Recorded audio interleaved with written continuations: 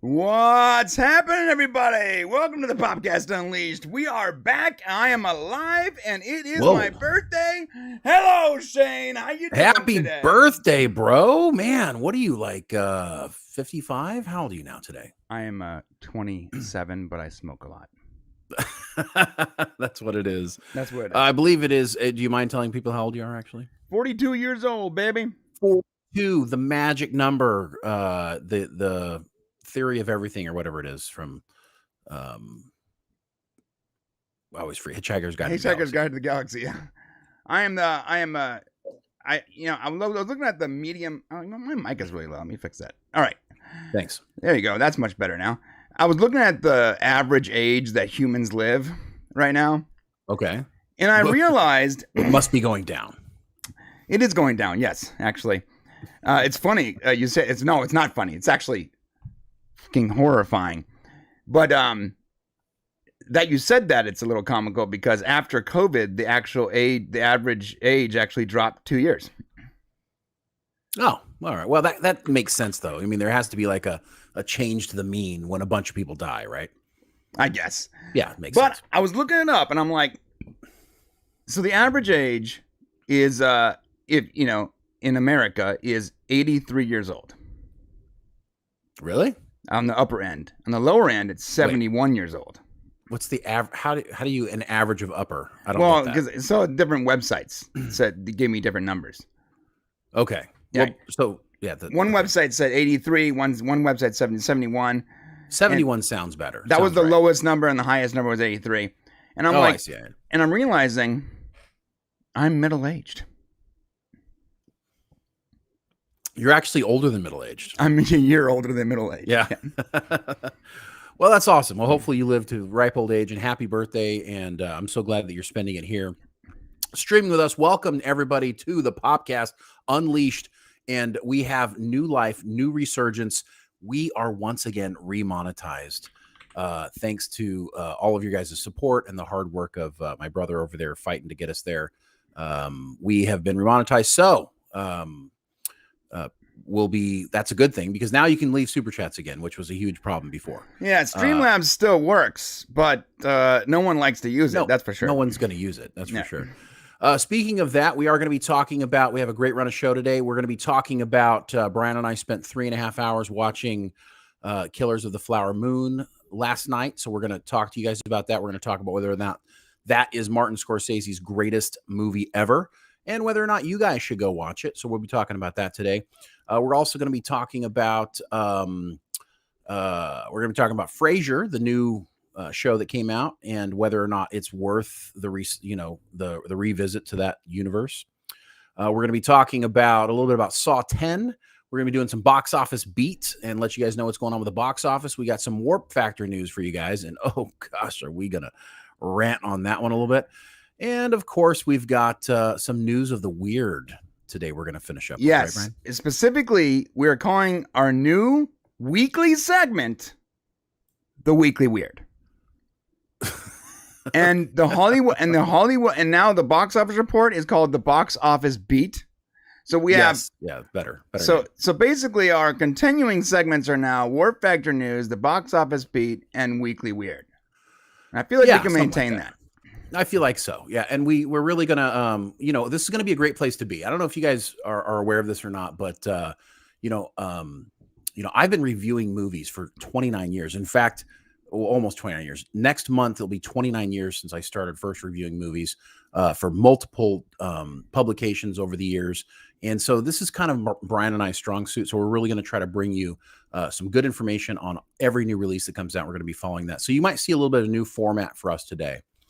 Also, if you notice up in the upper left-hand corner, we do have the Popcast Unleashed Hero. So as you guys do those super chats, which it might not be hooked in, Brian, because we got a couple of super chats that came in. Oh, let me check. And but the winner of that, so as you guys end up doing super chats, that will knock down that life force you see up there. And the winner, whoever's holding that the longest, will earn today. We're giving away the Popcast Stream Hero mystery t-shirts. You'll get 3 pop culture mystery shirts if you guys, whoever ends up holding that for the longest today. All right, Mr. Brian. Sweet, man. Well, I was tortured by Shane, and Oh, well, I'm sorry. going to explain something that actually drove me nuts. Shane was like, we have to review Killers of the Flower Moon. I did. And I said, okay, what is Killers of the Flower Moon? And he goes, it's a new Martin Scorsese. I can't say his last name, by the way. Martin Scorsese. Scorsese. Oh, that'll be fun watching you try. Do it a couple times. I cannot say his last. Martin Scorsese. Oh, good job. Martin Scorsese film. I'm like, oh, all right. Well, I like his movies. You know, I liked Casino and, for the most part, Goodfellas and Gangs of New York. And I like his movies. They're good. Mm. They're well Okay. made. They're classics. I'm like, this is gonna be great. And then I watched the trailer and I'm like, bleep. What? It's set in like the 1930s or whatever, and it's a true story. 1920s. Whatever, 1920s, and it's a true story, and it's 3.5 hours long. Okay. You guys probably know me by now. A lot of you guys have been watching for a while. What do you guys think? You think I like period movies that are 3.5 hours long? No. Okay. I understand. But Yeah. it must have its due diligence. Here's the deal. I was like, I have dragged Shane to so many bad superhero movies over the last 10 years. That's true. I have to give him this. I have to give him one. I gotta give him one. You know, maybe even 3 or 4. So it's okay. Although I do believe this movie was so long and so boring, it counts as 4 movies. Sorry. Oh, okay. Well, we'll get more into that here in a second. I'm glad you gave your official feeling on it. Yeah, so it did come out last night. It is 3 hours and 34 minutes. It is a period piece. In fact, let me get my things going on here. So Martin Scorsese, it's his 26th movie. The movie is adapted from the book called Killers of the Flower Moon, the Osage Murders and the Birth of the FBI. And basically it's about the members of the Osage tribe in the United States. They're murdered under mysterious circumstances in the 1920s, sparking a major FBI investigation before there was an FBI, kind of at the beginning of that whole thing. Yeah, and I have words with that, by the way. I have major words about that part of the synopsis. I'm sorry, Okay. Before you continue, we have a lot of opening super chats here. And Sure, hit them up. Okay. Thank you, by the way. Thank you so much for your support. You guys have no idea how much it means to us and how important it is to us. And I'm stoked that we got our monetization back. I was literally harassing YouTube like a crazed ex-girlfriend for a month and a half. So when that little button popped up and gave us the ability to reapply, I crossed my T's and I dotted my I's and I put my socks on, whatever that means. And I was like, let's do this. And they gave it to us. So I really appreciate it. John Burns breaks the seal here for $2.79. He says, people dropping like flies in the Middle East. That's true. That's a whole thing. That is a terrible thing that's going on right now. And not going to pretend to be an expert on it. But just send some positive energy to that part of the world, because we definitely need some things to get better before they get worse. That's for sure. That's for sure. And one from my wife. Thank you, Christine. I love you. All right. Welcome back, old old man. What? Yeah, now that she has a cushy school job, she has plenty of time to just to monitor my activities on YouTube. Better be careful what you say. I think it's because of my birthday. This might be the first stream she's ever watched. Thank you, babe. I appreciate it. Also, John Burns says, are weekly weird caps being made? You know what? I'll tell you this, John. I guarantee you, if this segment is even moderately a success, I will have weekly weird caps made. Weird caps. Oh, that's a good idea. Yeah. Yeah. And for $20 from our longtime supporter, Kenneth the Rogue, our brother from another mother, he says, welcome back to monetization. Thank you, Thank Kenneth. you, Ken. Appreciate that, man. You're a god among men, my friend. And one more for John Burns. Tortured by Shane leads to my Middle East deaths. Oh, god damn, bro. What? That's rough. I would never torture you, John. Only in fantasy football, which we can talk about in the member section later today. Oh, God, don't get me started on fantasy football. First off, for all you guys talking we'll talk trash in Discord, okay? I've been sick for 3 weeks on death's doorstep, okay? So let's talk about it later. All right. Anyways, thank you guys. I appreciate that. So let's tackle this 3.5 hour Killer Moon. Killers of the Flower Moon. So Martin Scorsese's 26th film.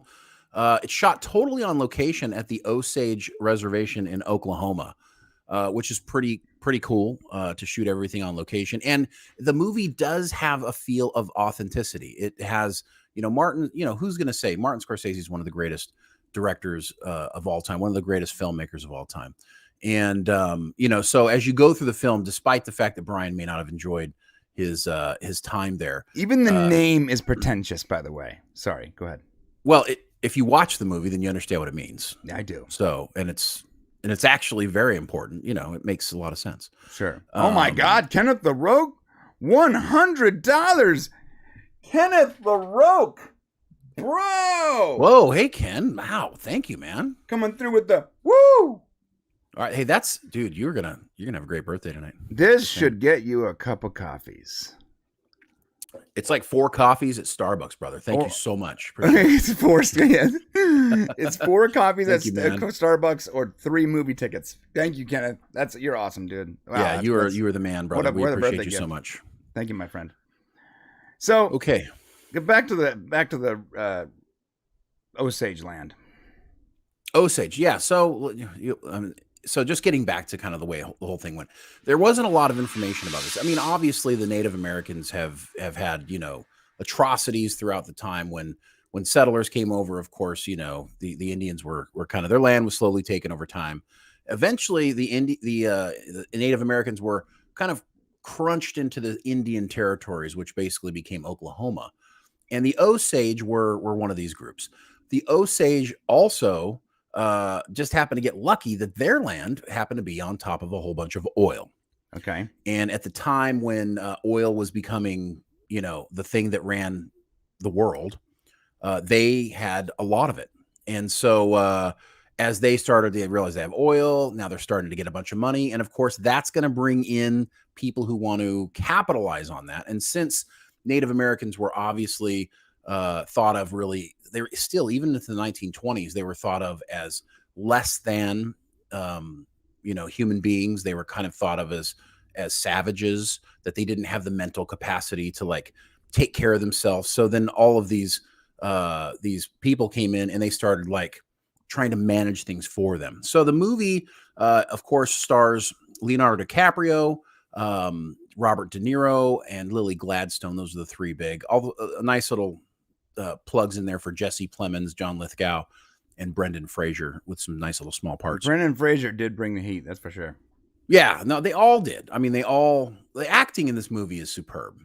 And the first thing I'll tell you about the movie, let me just give you the overall breakdown of the movie as far as, is it something you want to watch? It's 3.5 hours long. Brian, obviously will complain about the length, but here's what I'll tell you. It's a good 3.5 hour movie, but I feel like it would have been a great 3-hour movie, if that makes sense. So I think, right. Martin Scorsese probably could have, slimmed things down a bit. 100%. Scenes that were long. 100%. And it was super messy. I don't think it was super messy. Well, I mean, dude, the 3.5 hours and the ending that we got was the most rushed. And I've never seen an ending like that. It was so rushed and weird. Just so you know, Shane might have adored this movie, and that's cool. If you like that, I love that. It wasn't just me. There were people in the theaters literally groaning. Really? A lot of people just didn't have that in my theater. I didn't have that in my theater at all. I thought it was a compelling story. It was the greatest, probably. It's the best acting Leonardo DiCaprio has probably done since What's Eating Gilbert Grape. I would say Leonardo DiCaprio brought the heat. Yeah, he completely transformed himself into Molly Burkhart's husband, Ernest Burkhart. And so as the story goes, essentially what happens is Leonardo DiCaprio's character, Ernest Burkhart, comes back from World War One. He comes back to the Osage territory because his uncle, William Hale, played by Robert De Niro, kind of is the Osage. He calls himself the king, basically, and he's like thinks of himself as like someone who kind of cares for the Osage tribe and the people, and they have his trust. In fact, if you go back to the actual original story, William Hale was there before the oil. He was actually, working with the Native Americans before they even struck oil. So as that whole process went through, he became kind of a caretaker. And one of the things that's really interesting about the story that they didn't go into enough was the fact that legally, the Native Americans weren't thought of as to being smart enough to be able to manage their own money. So they had to have a white caretaker or sponsor actually have their, to be able to manage their money. So they couldn't manage their own money. I found that really compelling. Which is interesting. And the story did not go into enough about that because it was, it was a little vague as to why this was happening, where they were coming in. I would have liked to see the engine behind that. Yes, it was very vague, actually. Very, very vague the way they set that up.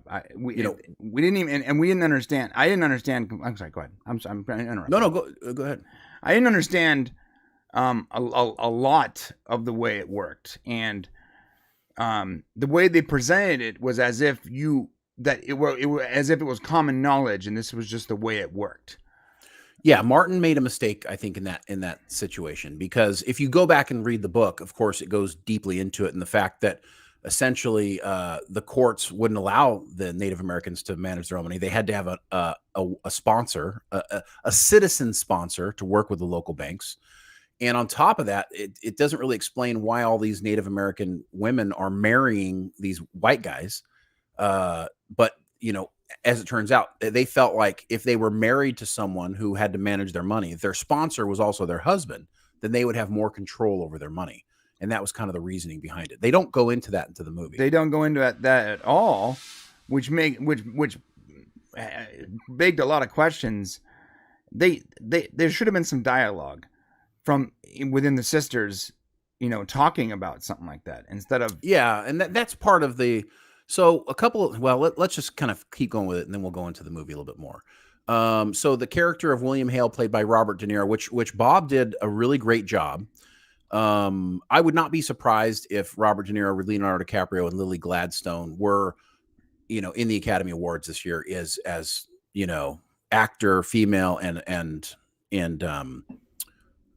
supporting. I would not be surprised at all if all three of them won. That's how good the acting is in this movie. Mm-hmm. Robert De Niro is 80 years old, and he's still bringing the heat. He's still, capturing the screen. I mean, he owns the screen when he's on it. It's pretty fantastic. And he's playing a character that is ultimately extraordinarily evil and is essentially playing a wolf in sheep's clothing. And they do a really good job of slowly laying this out. I mean, through the first part of the movie, you do not understand exactly what's going on. You're not even sure who the bad guy is. Emphasis on the word slowly laying it out.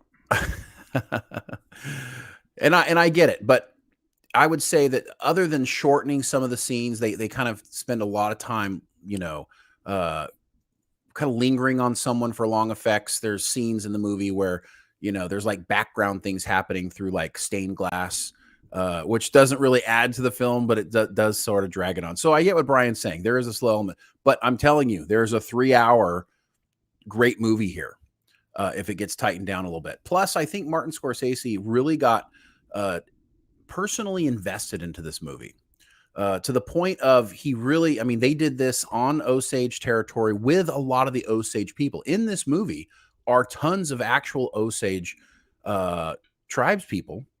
And I got to tell you, some of that comes through in the film. There's some scenes where you can tell it's not really actors doing it, delivering lines, and especially when they're in those smoke houses, or whatever they call them, where they're meeting houses. You can tell that these are actual people who are just kind of delivering lines, because it doesn't feel like acting. It almost has a documentary feel to it, I would say.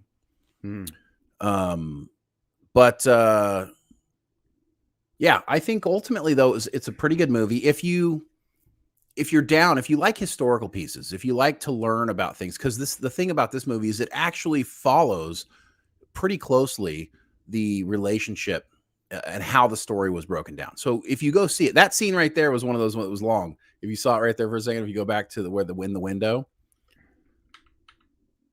a little bit more. Oh, you skipped it. It was only there for a second. Anyways, there's a scene where it's like it goes on for like these guys are burning a field, and it goes on for like 3 minutes, 3 or 4 minutes. Yeah, there's a lot and of that. While they're in the house, so it makes it tough. But yeah, but ultimately, you're right. It was long. It was a little slow, but in the end, it tells us a good movie. It almost could have been a miniseries, I think. Yeah, miniseries would have been better. Okay, now it's my turn. First off, thank you, Jeremy Snyder, for $5.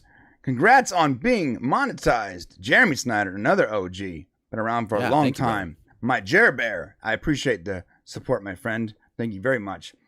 Another one from John Burns. Dance with Wolves had to be 4 hours. Yeah.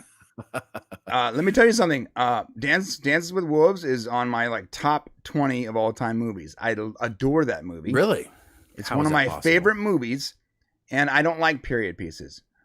I don't. How is that possible? That movie is so slow. So slow. It pays off. It pays off so well. It's one of my all time favorite movies.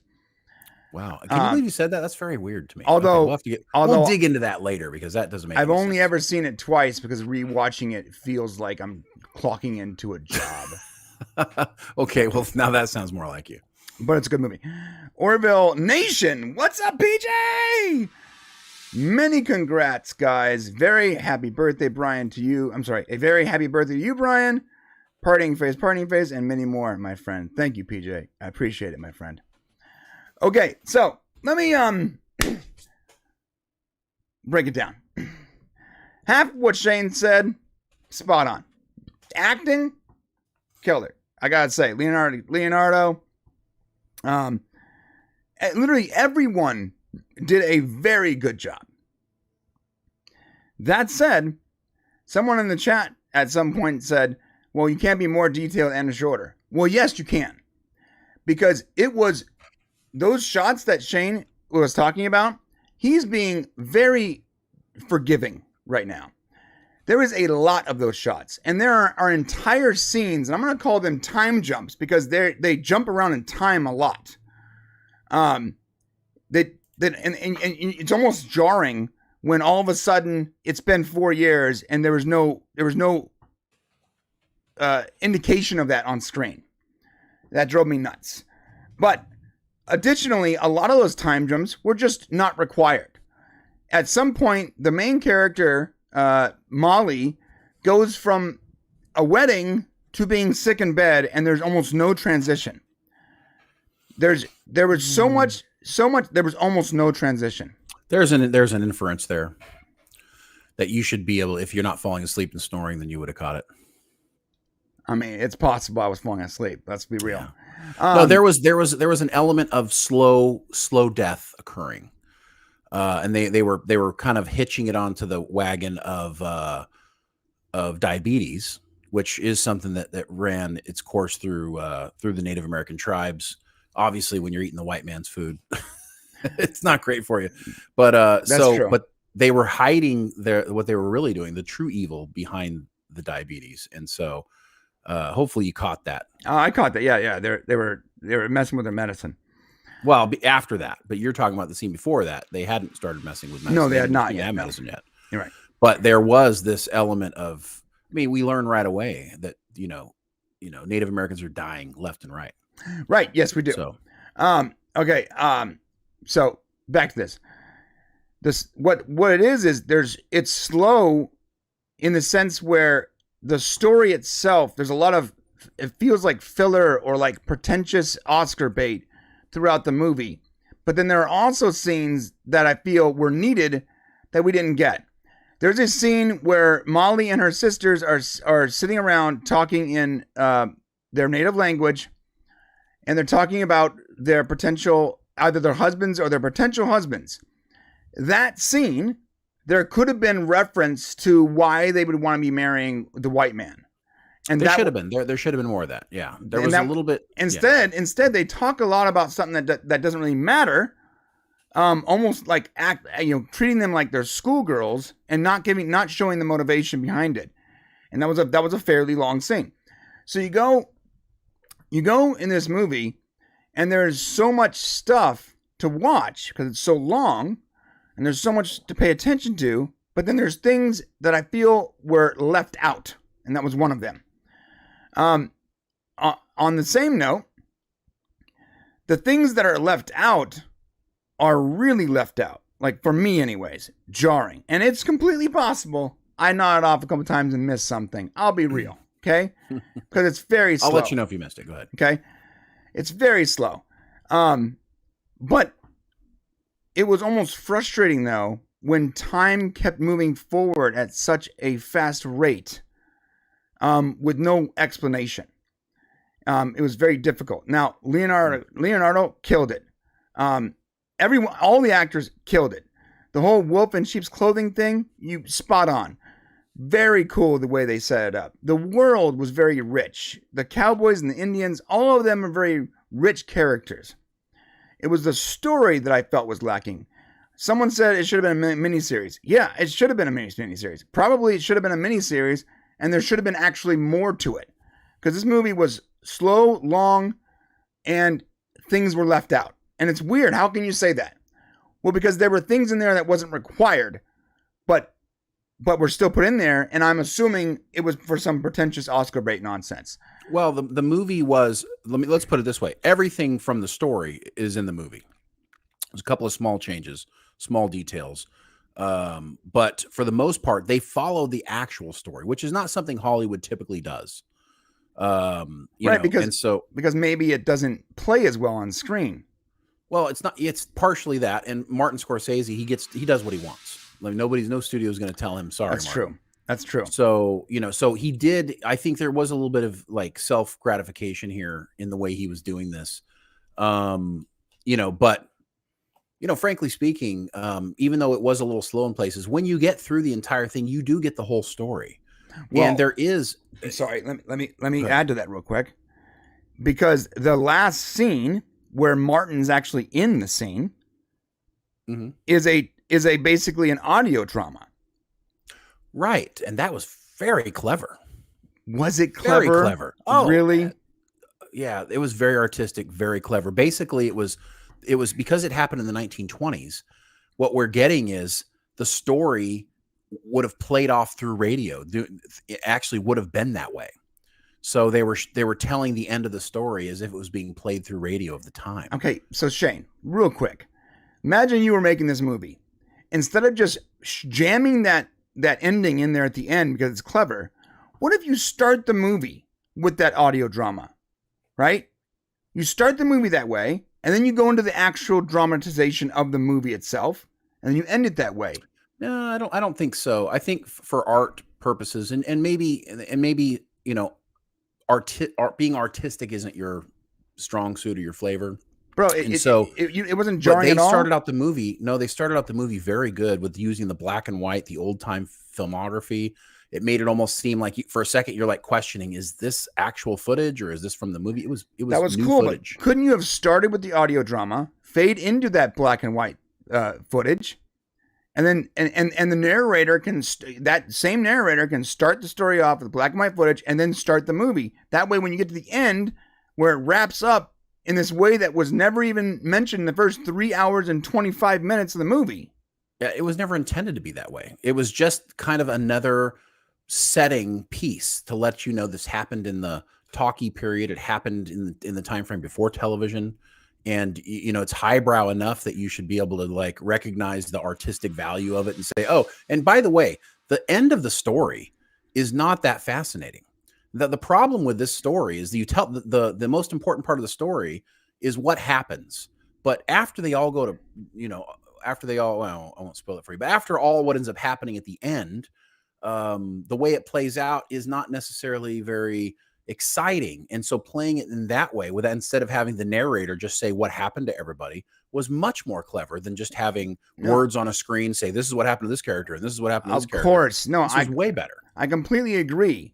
But in order to introduce that clever medium, you have to introduce it first. I don't think so. You jump right to that. I think if you're smart enough to know that radio was happening in the 1920s. Shane's implying that I'm not smart enough to understand. No, I'm saying you should be. You're just saying you don't like it. I'm not saying you didn't understand what it is. I'm saying it was whether you're smart. I don't care if you have a 255 IQ and you're 3 times smarter than Einstein. Bottom line is this. It goes from one setting to a completely different setting for the last 5 minutes of the movie. You couldn't follow that? Oh, you can follow it, but you got to introduce that at some point. I don't think so. I think it makes complete and utter sense. You're being way too forgiving. If you're in the 1920s and it's radio, which is when this thing took place, then it just makes sense. It's a period piece, Brian. What if Zack Snyder made this movie? Would you be as forgiving as you are with right now? I don't care who made it. I'm talking about the artistic value of it's a period piece in the 1920s, including radio makes sense. If Zack Snyder did a period piece in the 20s and included radio to end it, did you understand how the story ended? Yes. Did it ruin the ending for you? I understood how the story ended. So, it shouldn't matter as long as you got the rest of the story. Introduce that medium at some point. Why do you need to introduce it early? Why? Because the whole story wasn't told as a new. It wasn't, the whole story wasn't being told that way. No, I understand that. And that's my problem. Had you have, let's say you started off with that, right? You started off with that because it's a true story, right? You go into the black and white footage, you go into the story itself, right? You include the scenes you left off, you cut some of the scenes that were just dragged, you get to the very end and you're like, boo, damn, I was clever, that's a crazy story, blah, blah. But they didn't. Now, well, I guess we'll have to agree to disagree. Yeah, I think we should just disagree because Martin Scorsese, I think, is probably earned the right to decide what's more artistic than we have, probably. But well, I mean, that's my job as a critic. I'm not going to just suck the guy's dick because he's Martin Scorsese. I wouldn't, Scorsese. No, I wouldn't, but I would say that yeah. I mean, you have to appreciate the art for what it is, and even though the movie was slow and it's not his greatest film, I would say still the best film. That Martin Scorsese, and this is one of the things that we had on the thumbnail, the best movie that Martin Scorsese's ever done is still probably Casino. In my opinion. Thank God we agree on that. Thank you, Jesus. Yeah. Now, you got things like Gangs of New York, which is an incredible movie. You've got, The Wolf of Wall Street. You've got Wolf of Wall Street is one of my favorite all-time movies too. Yeah, I mean, so all good movies. The Departed. He's done some incredible stuff. The Aviator, but I would say this probably is his third or fourth best movie, probably. Just for the fact that one of the things that I couldn't do is I didn't create an emotional connection with any of the characters. No, neither did I. And I think that's why it feels more like a documentary instead of something else, because even though the acting was fantastic and there were some really traumatic things that happened in this movie, there was a distance put between us and the main character of Molly Burkhart, Lily Gladstone, who goes through an incredible torment, losing all of her sisters, her mother, this true tragedy. But because she has this kind of this barrier up, it's hard to really understand what she's feeling or going through. And I think that also keeps us from being able to connect with her. I don't know if that was the purpose of the film. The story is told mostly through Leonardo DiCaprio's character, right? Ernest Burkhart. Well, on the note of Molly, before you move on, yeah, one thing that also was extraordinarily bothersome to me, and maybe it was my theater, maybe my theater just sucks. Is there's certain moments where there is an extreme lack of subtitles. Yes, and that was something during a lot of the Osage talking. Yeah, what the actual F? Martin Scorsese made the decision to not include subtitles for some of the things they were saying. And I think that actually probably does cripple the fact that we, through a lot of it, we don't necessarily understand what's going on with the Osage. You get the idea that they're frustrated that they can't control their own money. You get the idea that they think they're being killed. But I do think there's like something missing by getting more of that dialogue. You're right. I mean, you said something. I feel like there's a lot. There's the disconnect you felt with Molly probably could have been solved had we known what she was saying half the time. Well, she did. We did get her inner dialogue in English, so We did. we did get a lot of what that was going on. So, but the interactions between characters when it came to the Osage was where it was difficult. Yeah. To get kind of that whole feeling. You didn't know how they felt about each other. You didn't know if one sister was jealous of the other. You didn't know what their feelings were. It was hard to make that connection. And maybe, as it said in the beginning of the movie, the Native Americans were quiet. They didn't share a lot. And maybe Martin wanted to portray that through the film, but it does create this distance between the audience, I think, and your characters when you do that. A lot of distance for me. Yeah. So overall, I'll tell you this. From my perspective, from my opinion, the acting is superb. I can't point to a single actor in this movie that didn't knock it out of the park. Even this guy, specifically this guy. I gotta be honest. I love Jesse Plemons. Yeah. Jesse, thank you. I always forget his name. Jesse is really starting to grow on me. I'm starting to actually every time I see him in the movie, I'm starting to love him. There's not a bad movie that he's done. He's not been in a lot of stuff. Yeah. It's funny because I saw him in a movie recently called Game Night. And he opens the door with the little dog, and I'm like, oh, look what it is. And absolutely knocks it out of the park. And you're creeped out by him, but then you feel bad for him. He's just a really good actor. Really fun to watch him operate his craft. Obviously, Leonardo DiCaprio is a good actor. I would argue that Jesse Plemons and Tom White's character should have been more involved in the third act. Yes. Okay. There should have been more. The synopsis lied to us a little bit here because they're like the introduction of the FBI, yet it was at the very end we got the FBI coming in and thing. We didn't get enough of the FBI. 100%. Well, I would have been okay if they focused more on them in the third act. That was fine when they came in. That's when they came in the story. But there should have been more story about how they were doing their investigation. But the problem is when you got Leonardo DiCaprio and Robert De Niro, it's like you don't want to sideline those actors. And so you got this weird juggling thing. But I think, honestly, there should have been more about that whole 100%. Thing. Should have been more FBI. Should have been more explanation about the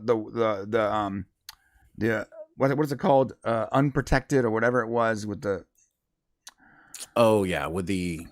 Yeah, the fact that they need a guardian. The guardian. They needed to explain that better. More explanation 100%. For why they're marrying white people, and more explanation as to where all their. So I know the money came from oil, but then they implied the government gave them money, and there was some of the government, but Osage. Yeah, it wasn't that.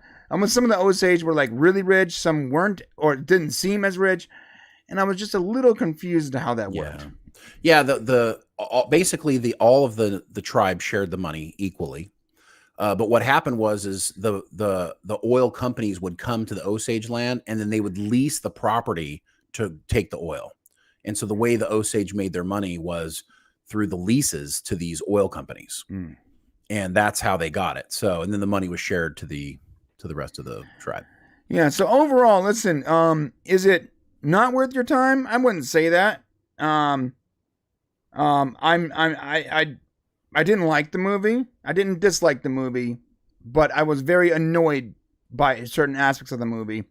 And while the acting is extraordinary, almost enough to supersede that annoyance, I'll wait for the extended cut. And when I have a 7-hour period of time, and maybe that fixes it for me. Okay. That's my overall take. It's not a bad movie, but it is, and there's parts of it that are really very good.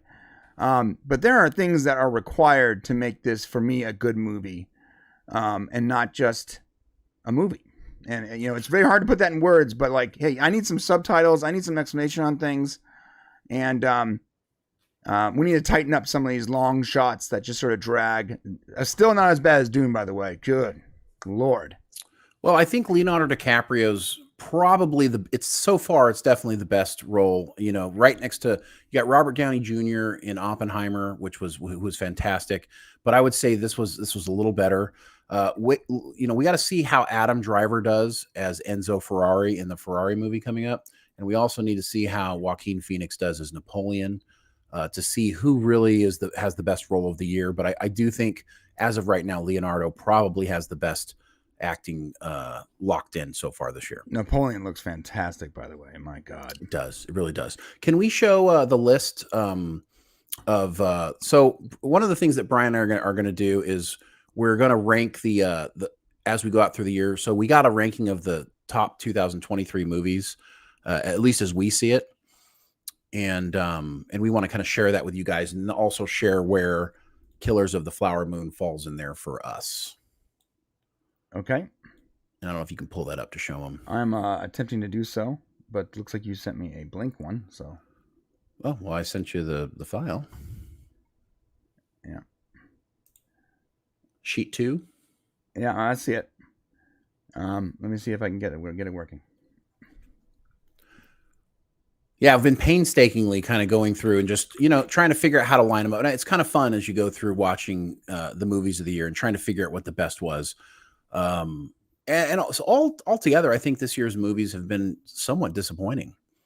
Far as it has been disappointing. Expectations were, I think, were a lot higher for movies like Oppenheimer, and such.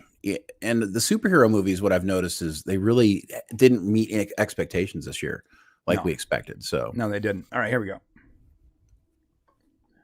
Let me move this over a little bit here. So Brian's working on his list. And so we're just going to kind of take a look at mine right now. And if you can go to the second tab. Let me pull this out. At the bottom. Oh, the second tab. That's the all-time list. Okay, yeah. My bad. Thank you.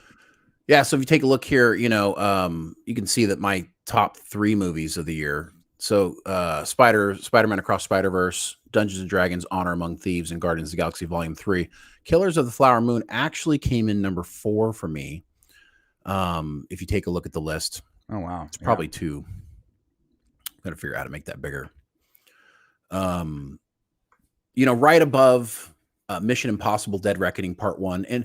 And who knows, Mission Impossible it's really hard when you do a 2-parter to know whether or not something's going to be great, because Mission Impossible Dead Reckoning was a good movie. Yeah, but it felt lacking because there's a part 2, so you can't really give it a review yet. Yeah, and the same thing could be said about Spider-Man Across the Spider-Verse, although that's a second part, and I just feel like the artistic value of that is the way the movie was made and the choices made. That's what makes it the best movie of the year for me. But yeah, so I put it at number 4 underneath Guardians of the Galaxy Volume 3 in a lot of ways follows the first 2 movies. It's been really hard to kind of gauge where that is by itself, but it's hard not to think of the first 2 movies when you think of Volume 3. And I think that's why that sits so high. But I have high expectations for movies coming at the end of the year. Was very disappointed by The Creator and where that ended up being, by Oppenheimer. I'm really hoping Napoleon, Ferrari, and there's a few other movies coming that I hope will be better, because frankly speaking, we've had a little bit of disappointment this year. So I'm surprised. So Dungeons and Dragons is still better than Killers of the Flower Moon. As far as, I mean, you can't say the acting. No, you can't say, yeah. Obviously you can't say, the time, there's a lot of elements to making the movie, but as far as a combination of best movies for me is how well a movie is made and also how enjoyable it is. Right. It's like this combination of the 2 things. And I do think that Dungeons and Dragons was just one of those movies where you can have a lot of fun, and plus it's true to the Dungeons and Dragons universe, which is important to me and something I grew up with. So that's why it's extremely true. I loved that movie. Loved it. I've seen it 4 times. It's probably, if I had made my list and it was for this year, that would be probably at the top of the list for me. It's a good point. I mean, I guess you could look at my top 3 movies. They're probably the only 3 movies on this list that I would watch a second time.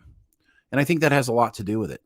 Right. Killers of the Flower Moon was a good one-time watch. I will probably never watch that movie again. I mean, I might give I might try an extended cut if I thought there was that there would be more context or whatever. I might. Extended over 3.5 hours. I mean, I know what you're saying, but like, I felt there was something it was very long and slow, and there was something missing, and it's a very weird feeling. I almost want to like correct it with an extended cut, you know? Yeah. Or how about this? Not an extended cut, but just actually shorten the cut and just, provide more information on how things worked. Yeah. More context. Yeah. And it's impossible to do because Martin didn't create that. So in the story, and that's something that, he's got to balance the art versus the documentary. And I think he probably erred a little bit on the incorrect side there, but okay. Yeah. So that's it for Killers of the Flower Moon. Okay. So we got some super chats here. First off, from Kenneth the Rogue, I have to go to work soon. Catch you on the replay. $10. Thank you very much, Kenneth the Rogue. You've been so generous today, Ken. Yeah, we appreciate super you. generous, bro. You made my day. I really appreciate it. Really, really appreciate it. Kenneth has been supporting us for such a long time. At this point, I feel like I just know the guy, and I've only ever talked to him through text. So it's crazy. Yeah, and a lot of people have really supported us, including John Burns, who got another super chat here. Yep, I'm gonna get there. You can also Kenneth the Rogue, another $3 just on the way out. Just I throw it on. Oh, and one more $5. Whoa, taking it back for a couple minutes, lol. Thanks, man. I think he was trying to beat the hero. Yeah, he's probably trying to get the hero, which John Burns has managed to skillfully scrape in there, despite the. But maybe we'll send Ken something just for. He's been sneaking it. Also, another one from John Burns, 279. Thank you, John Burns.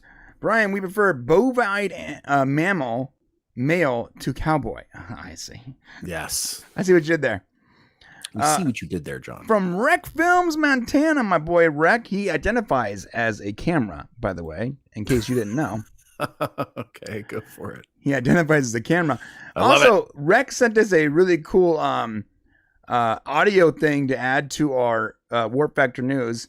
And I have not been able to add that yet, by the way, Rec. I was going to do it for this week, and then I got real busy on the Star Trek movie we're making. He said, I have not seen this film, but it sounds like Brian likes a movie with bookends. I have done that in my films. I can work. Yeah, I do like bookends. I like a little foreshadowing and payoff, that kind of stuff. I do like that. That's true. One more for John Burns. A society acquires money. Indigenous nerd movie?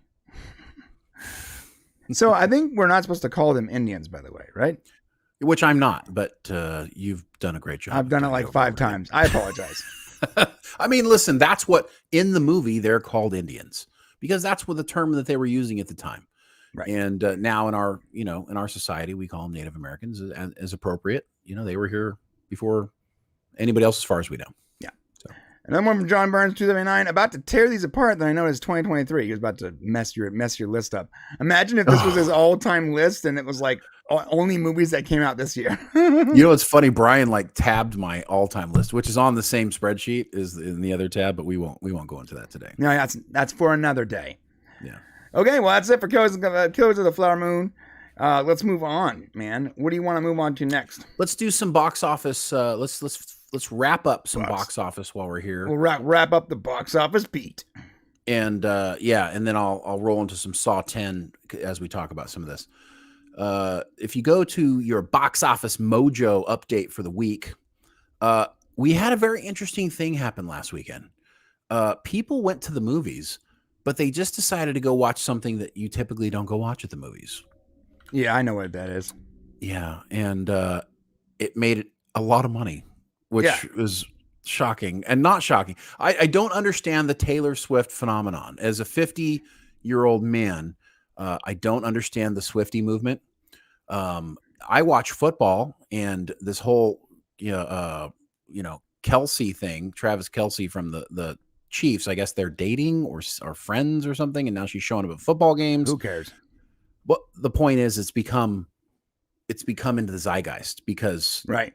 It used to only touch Swifties. Now it's touching fans of football, and it's become this bigger thing. And of course, that culminated into the Taylor Swift The Eras Tour, which apparently, if you couldn't make it out to one of her shows, you could just go to the movie theater and watch it. It is. earned. It is touching the zeitgeist, and I don't appreciate. I never asked to be touched. Stop touching me, Miss. Stop Miss touching Swift. Brian's zeitgeist. Leave my zeitgeist alone. Okay, that's private. Taylor Swift, the Eras Tour, earned $92.8 million last weekend. Jesus.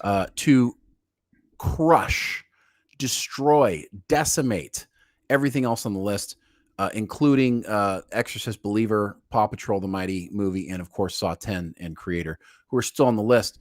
Yeah, I don't know what to tell you other than the fact that what happened, Brian? I'll tell you what happened. The studios need to learn something from Taylor Swift. I can't believe those words just came out of my goddamn mouth. Let me hold on. What are they going to learn? Let me get real with you for a second. I'm not a Taylor Swift fan to any degree. I've never been a Taylor Swift fan. I don't even think she's attractive. She's just not my type, and her music is not to my liking. And really everything about Taylor Swift is not interesting to me whatsoever. Honestly, she reminds me of some kid out of high school, and I'm not interested. But I'll tell you this. Okay. Maybe it's like older ladies. I'm not sure. But I'll tell you this right now. Her team has done something that the studios have forgotten how to do. Played to the fans. You give the fans what they want. It's not hard. Oh, the fans want this? Cool, let's do it. Hey, the fans want a Gambit movie, Marvel. Oh, you don't want to do that? Instead, you want to gender bend it and race swap it and all that stuff, and then make it, add some like weird sexuality and all the things that the fans not only didn't ask for, but also don't want. And then you go, why didn't you watch my movie? You must be racist, homophobic, sexist, checkbox here. You know what Taylor Swift did? Oh, you guys can't all go to my shows because obviously everybody can't come to my shows. She's not omnipresent. Right. So I'm just going to open this up in the movie theaters for you. I'm going to give you exactly what you want. Boom. Way to go. Problem solved. And her fans showed up because she gave the fans exactly what they want. And according to friends of mine who are fans, apparently she knocked it out of the park. I don't know. I wouldn't know. But she's beating the movie studios because the movie studios, a lot of them have forgotten how to please fans. We don't have to watch your movies or your TV shows or buy your music. We don't. We don't have to support you in any way. Die a slow death probably if we don't. But yeah, I get what you're saying. I mean, but we don't have to buy it or watch it or whatever. We do it when we want to. And I think studios need to figure that out again, that we're going to go do something that we want to do. So you better bring the A game and give us what we want, or eventually we're going to lose all faith in you and we're not going to show up. AKA, the Marvels coming out is seeing its projected box office is now 73% lower than the lowest Marvel movie, Ant-Man 2 or whatever. Wow. That's crazy. Wow. Like, if that's not a wake-up call for Marvel, I don't know what is. It's like the one movie coming out before the end of the year. You've been promoting it, and you're gonna a 73% drop from the lowest movie you previously had. That's crazy, man. You know, the only thing that would save Marvel, in my opinion, at this point, is if you just stop. You need to take a break. Don't make another Marvel movie. Don't release another Marvel movie for like a year. You need a break, because every time people hear the word Marvel, they're like, oh, I don't care. You know, it's just, it doesn't matter what they put out. It doesn't matter what movie they make. I think they're all going to fail. Yeah, it's just gnarly. Need to slow down. Think about this. When did Endgame come out? Do you remember? 2019. 2019. So in 5 years, Marvel went from the top of the food chain, right? Mm-hmm. Best franchise of all time, most money, most fan buy-off, most fans, to a pariah with a lot of moviegoers. In 5 years, it only took 5 years for you to destroy what took you 15 years to build. by just not paying attention. And I'm sure most of the executives and most of these hyper woke individuals writing all this stuff and green lighting all this nonsense, I bet you $10 they're not even self-aware enough to realize that they're the problem. Instead, they're probably being like, oh, well, COVID. Oh, well, those nasty, sexist, racist. I mean, dude, at what point, if everyone's the problem, at what point are you the problem? Turn around and look at yourself. If everyone else is the problem, then at what point are you the problem? I mean, but I think it goes beyond that. I think it goes beyond the wokeness or everything. I think that I believe that the Marvel brand is watered down. And I don't think anybody cares to go watch those movies. I think they're tired. They're tired, and well, they're also mailing it in like that Nick Fury series, the Secret Wars or whatever. Oh, Secret Invasion. Yeah. Secret Invasion. Like, dude, they literally the intro was made with ChatGPT or something. I don't know. It's not well made. It was made with AI, and you're like, what are you? You're a billion-dollar global company. You can't hire an After Effects artist. I don't get it. And then there's all these little inconsistencies throughout all these movies now. Before, when it was brilliant and near perfect with their callbacks and with their references, now it's like things just don't make sense. Now it's like Saturday morning cartoons. It's no longer for adults the way they set it up. But it's certainly not also for kids. So who's it for? I don't even know who's it for. You have cursing in your show, but then there's so many details that are missing or completely inaccurate that you have to be a child to miss them. It's crazy. That's a good point. Yeah. I mean, you could look at the appetite for 2023. If you go to the worldwide box office for this year alone, you're going to see that Guardians of the Galaxy Volume 3 is the only superhero movie anywhere, near the top of the list, or Spider-Man Across Spider-Verse. Both of those movies, of which Guardians of the Galaxy Volume 3 is the finishing of a finale, is the finishing of a trilogy. So people were going to show up for that one. Spider-Man Across the Spider-Verse is the Miles Morales continuation story that has this very interesting artistic take on graphics and Spider-Man. But when you go back down, the next superhero movie, the one is Ant-Man and the Wasp: Quantumania, at number 10 all time for the list. I mean, you got to go all the way down. I mean, this is ridiculous. You got to go all the way down. The next movie, superhero movie, is number 21 on the list. Teenage Mutant Ninja Turtles. No, you have number 16, The Flash. Oh, that's right. I skipped that one like I did all year long. So yeah, and The Flash. So, but look at how low. If this would have been 2019, if this would have been pre-COVID, the top 10 movies, 6 to 8 of them would have been superhero movies. Yeah, 100%. So people are tired of the superhero genre. I mean, partially they're not making great movies anymore, but all of the key characters their stories have been told and they've been watered down. It's time to take a break. We'll see how Aquaman does in November. Oh, did you see the trailer before Killer of the Flower Moon? I did. And it wasn't a bad trailer. It wasn't a bad trailer at all. I was thinking, okay, I did the same thing. I'm like, I had no hype for this. Now I'm like, I sort of hype for this. Oh, wow. There was a little bit of hype going on there. And I actually thought, I'm like, wow, could Aquaman keep going if this movie's good? And the answer is, yeah, I think it probably could. Yeah, I mean, dude, Momoa's still working for DC and James Gunn, regardless. So yeah, it depends on how good the story is, and it. Aquaman's a different type of superhero movie. It takes place under the ocean, and it can be self-contained. That's what's unique. It can be self-contained when other superheroes they can't. Like, because the whole time when Spider-Man is fighting Kingpin in the street, you're like, well, where the hell is Iron Man? They live in the same city, right? It does get a little weird when you got so many superheroes up each other's butts, right? So October box office, the lead so far, of course, is Taylor Swift's. It's already the 20th of the month, and Taylor Swift is leading the October box office at $92 million. Exorcist Believer at $47 million in second, and Paw Patrol swap that. No, 47, and Paw Patrol at $34 million for the month. October is not a great month of box office typically, anyways, but these numbers are egregious as to how few people are going to the movies right now. Yeah, here's what's sad, right? Look at this. So last year, Black Adam won October. This year, Taylor Swift beat Black Adam in a week. So, that's interesting.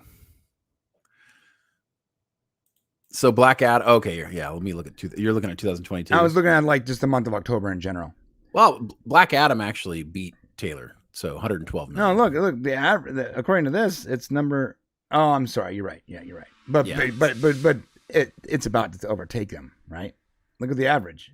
I don't think it is. It only played over the weekend. Oh, that's true. That's true. Okay. Yeah, so it's a one and done thing. She came in, scooped up her money, and she's out now. Yeah, good for her, man. Good for her. Okay. Well, that's the box office beat. Yeah, well, I want to continue on this box office beat a little bit with some Saw 10, since it's still sitting in the queue here. Mm-hmm. Saw 10 is still pulling down dailies. It pulled down its current October gross is 29 million. If you're a Saw fan, I don't know if you are, there's 10 movies. And Saw has to be treated in the same respect as like, the Friday the 13th or any of those long-standing horror movie genres like Halloween. Saw 10's a little different. It's a little bit more mystery. It's a little bit more interesting things. In Saw 10, you would think after 10 movies that it would become, why am I watching this still? It'd be like a Freddy versus Jason in space or Jason Takes Manhattan. Jason X, kind of thing. But the reality is Saw 10 is probably the third best movie in the whole franchise. I had a chance to go watch it.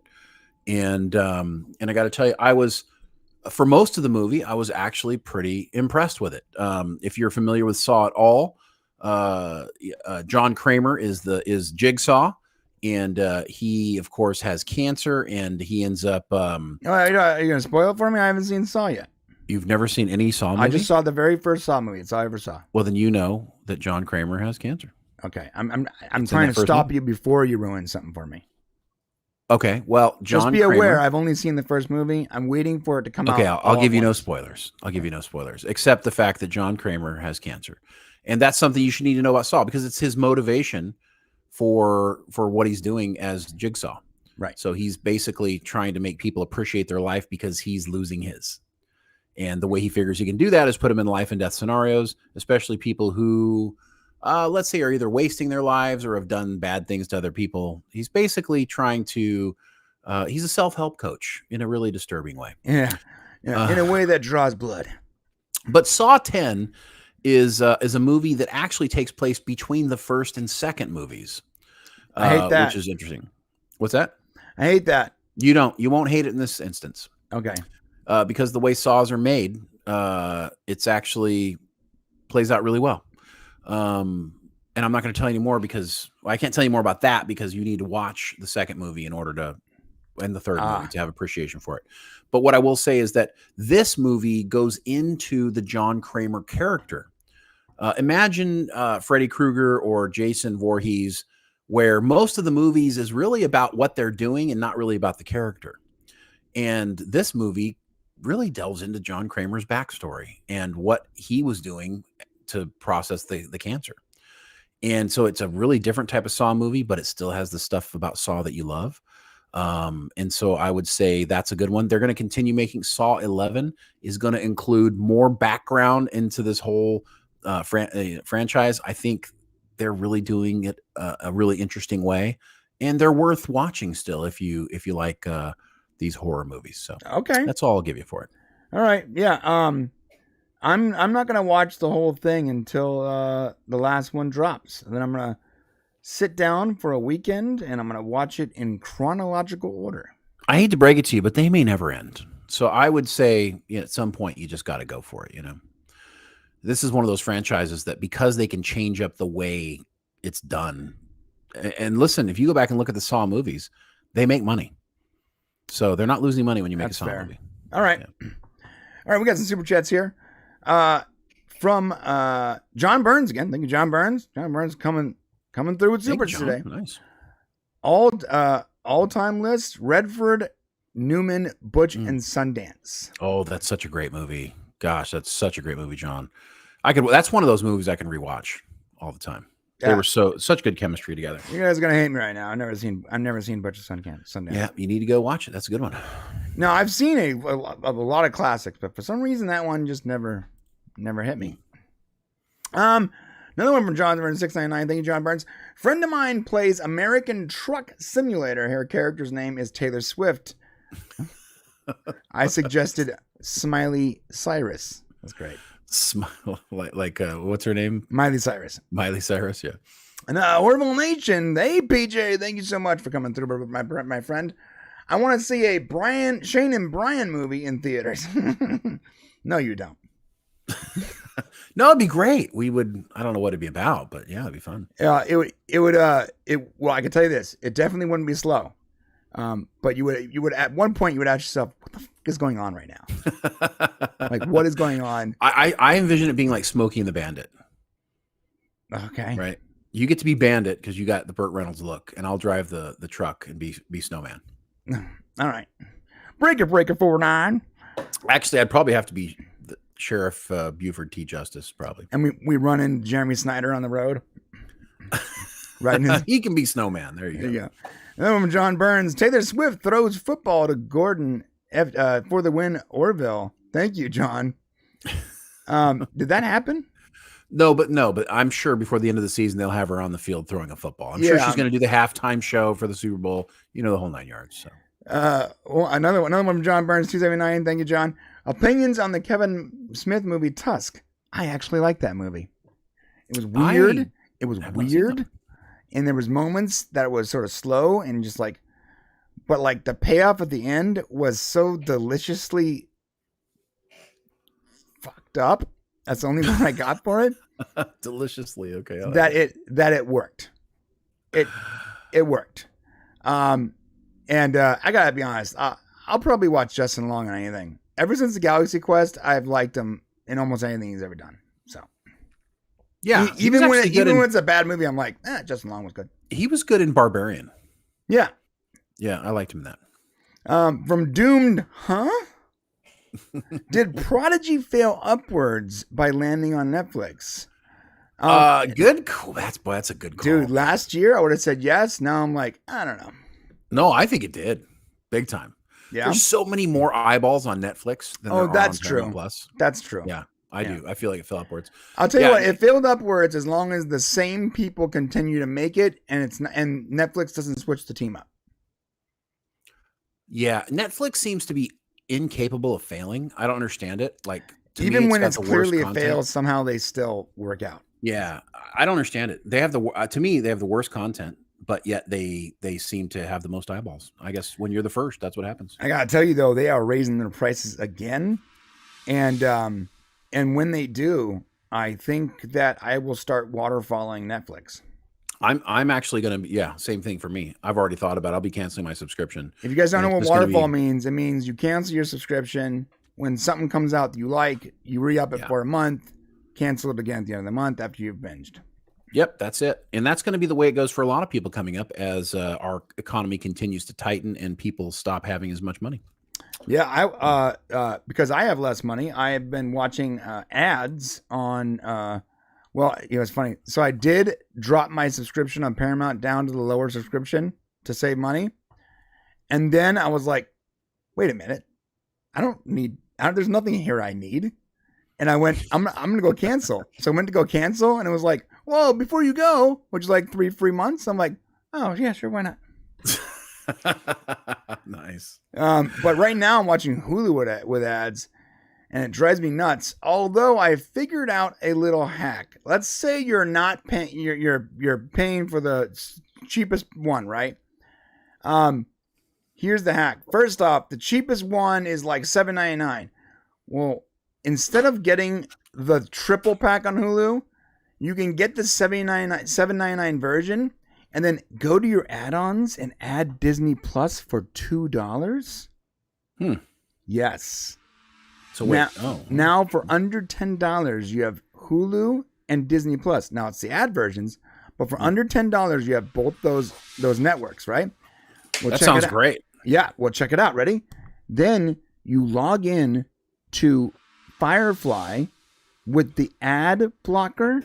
What's Firefly? Sorry, Firefox. My bad. Oh, Firefox with the ad blocker, not Chrome. Won't work on Chrome. But if you log into use Firefox with an ad blocker, and you won't see any ads, baby.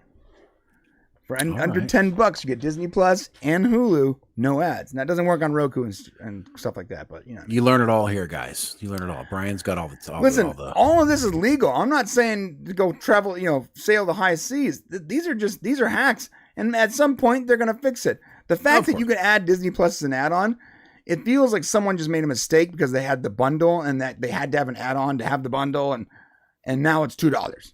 Like Disney Plus for $2. I mean, $2. I mean, anything's worth $2. So anything's worth. Well, I tell you what, that's the lowest cost anything can be nowadays. $2 is like what a penny used to be. That's true. Rec, my boy Rec, who remember this before I read a super chat. Remember, Rec identifies as a camera. You said that earlier. Knowing that, this is his comment. If you make a movie, I need to film it. Okay, that sounds good. Thank you, Rec. I'll write us a script. And from John Burns, Johnny Depp as an RCMP officer, Tusk. Was Johnny Depp in the movie? Was he really? No, he wasn't. Am I forgetting something? I didn't see it, so I'm not. No, I don't know. And one more from John Burns. Under $10 US is not under $10 Canadian. That is true. Yeah, that's true. That's a good point. Yeah, unfortunately, however much we're struggling here, I'm sure the Canadians are struggling even more with their money. So, yeah, dude, everything's a little messed up right now, huh? It's crazy. 20% interest on everything.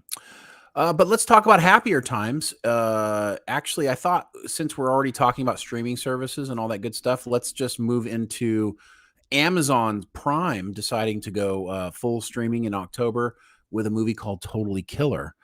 Brian came to me this week and said, listen, man, you need to go watch this movie on Amazon Prime. I'm like, cool. Was it in the movie theater? He's like, I don't know. And yeah, guess what? It never went to the theater. Direct streaming release, Totally Killer. Brian, give us the premise.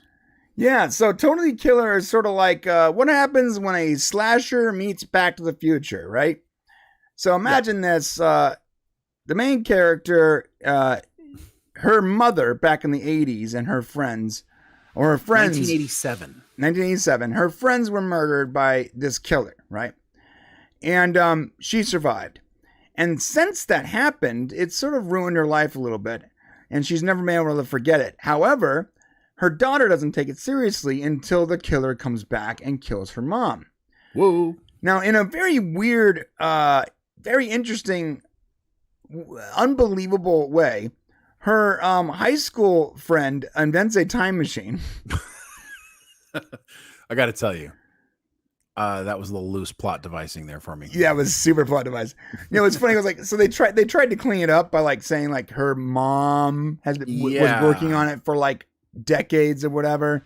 But which ties in well, but yeah. It does. But they never, the fact they didn't like introduce that character at all in the beginning, it just felt unbelievable. Anyways, I'm not going to criticize this Blumhouse movie in that way. I'll criticize it as far as the plot device, but like I'm not overthinking it here. So this is not a thinking movie. No, it's not. She gets in the photo booth, and the killer comes after her, and he stabs the console. And when he does, I guess because her friend couldn't get the time machine to work, except for it did work. By the way, she's building a time machine for like a science fair. Listen, if I was building a time machine, I wouldn't tell no one. Well, yeah, especially if it worked. If it worked. Yeah. So he stabs the console, and apparently that's all you needed to make it work because like the conductive metal of the knife, it like connects something. The dumbest science ever. Yeah. The time machine goes off and she gets teleported to 1987, right? 6, whatever. 87. 1987. Yeah, listen, Hot Tub Time Machine, the title tells me don't take this movie seriously. Right. So I did. Well, so does Totally Killer. That's true. And by the way, by the way, it's entitled Totally Killer because Totally Killer was something you'd said in the 80s. Right. Totally Killer. Now here's the deal. Just to be clear, I actually enjoyed both Hot Tub Time Machine and Totally Killer. I wouldn't say I enjoyed Totally Killer, honestly. I mean, it's fine. So what happens is she goes back in time with this photo booth time machine that her 17-year-old friend made. And she realizes that for some reason her friend set it to the night before the murders happened. And that wasn't really clear. Like when she asked, why did you set that day? She goes, well, because that's when the murders happened. So why would you set that day? Wait. Doc Brown. A prime day in history, October, 15th, 1955. Oh, it's the day after. So it's kind of the same thing as Back to the Future. Right. He set the time machine to go back to that moment, just like, yeah, there you go. Right. So she goes back in time and she realizes she's back in 1987. And then she's like, well, you know what? I can actually stop these murders. And because her mom had just died, by the way, she was like really bad. Her mental strength was so strong considering her mom had died like days before and she's at the fair. Like, I don't. Anyways. Hey, you got to get him to the place to do the movie somehow. He's got to get him there. Okay. So now she has to fake like she's going to high school. Now, one thing I really enjoyed about this is that in 1987, everyone was very trusting. So she just walks in and she's like, yeah, I'm a foreign exchange student. And they're like, okay, here's the schedule. And yeah, I like how she goes, oh, that you're not going to check up on that? Why would you lie? I mean, yeah, great question. Well, to be fair, the 80s weren't quite like that. But I will say that as I told Brian about this movie, my review is essentially just like Back to the Future wasn't made for people who were teenagers in the 1950s and 1955. This movie is not made for those of us who were teenagers in 1987. This is really made for 2023 teenagers to be able to kind of go back. And are we in on some of the jokes? A little bit, but everybody in 1987 in this movie is a blithering idiot. So just like in Back to the Future, everybody in 1950s was an idiot. It's kind of follows the same pattern, but definitely not a movie made for us. So she thinks she's in school and she's going to try to stop these murders. And she figures if she can catch the killers, and she can save her mom in the future. Now, I love this. Her friend explained time travel to her, or I'm sorry, her friend's mom, who looks just like her friend, by the way. Oh, interesting. Her friend's mom, the friend that invented the time machine. Well, she found her mom, the one who actually invented the time machine, who she copied from, and she got her to help her. Now, her friend's mom helped her pretty much immediately. It was very trusting. The way she explained time was great. Like, time is a river, and at some point, she got out of the river, walked upstream, and got back in the river. Now, what she does from there is going to modify the future. But I hate the way the movie deals with the future. So as she's changing time in the past, the future time is gradually changing, and they're like recognizing that time is changing. And I don't like that. I did like that they explained that with the Mandela effect, though. I get, the Mandela effect was cool. Like, oh, that's what the Mandela effect is. But here's the thing, like, everything that already happened to her in 1987 would have all completely played out. It doesn't play out slowly like in the Adam Project that Netflix came out with. It does in my opinion. Okay, wait, time travel doesn't exist, but let's say if it did, I don't think it would change really slowly as things happened in 1987 on this day, and this day forward it changes. So yeah, you're right. I feel like time would take longer to like modify, but whatever. Here's the deal. The Mandela effect thing is very interesting because tell me in the chat, have you ever seen or have you heard of a movie called Shazam with Sinbad? Because I swear to God, I have seen the movie Kazam with Sinbad, except for the movie Kazam doesn't exist. And okay. I'm not the only one. A lot of people have seen the movie Kazam with Sinbad, but according to Sinbad and the internet, it doesn't exist. Well, and to be honest with you, memes have made this even worse because people making up things are going to create more Mandela effects in the future. That's true. You're going to see things be like, oh, I swear to God, I saw that. And millions of people may have seen it, but that doesn't make it true. So maybe it's something like that. I don't know, but I remember when it was like a MySpace or something where someone was like, "Hey, do you guys know that Kazam wasn't a real movie?" And I'm like, "Bullshit, I've seen that movie." Like I'm positive I've seen that movie, and to this day, but I've looked it up. It doesn't exist. It's not a movie. So No, I have a recollection of that being something. You're right. right, I do too. But I don't know what it's from or why I have it. It might have been from like an SNL skit or I don't know. It could have been from something. Yeah, I can't figure it out. But that was the fact that they explained the Mandela effect with like time being modified was actually pretty cool. Yeah. All right. So now she tried to change. Now when she tries to change it, it actually does change things. And now things are not playing out the way it did in her memory. Let's not give away any spoilers. So And I'm just saying that to get to here. She meets her mom in high school, and now her mom's at risk, and she has to find the killer because now her mom had escaped it the first time when she was a teenager, but who knows if she's gonna escape it this time. yeah, And so it's basically a slasher movie meets Back to the Future, not as believable as Back to the Future. made for teenagers today. Right. Made for teenagers today. Yes. I did like a lot of the comedy. I liked a lot of the 80s references. I liked the time machine at the end. I thought that was super rad.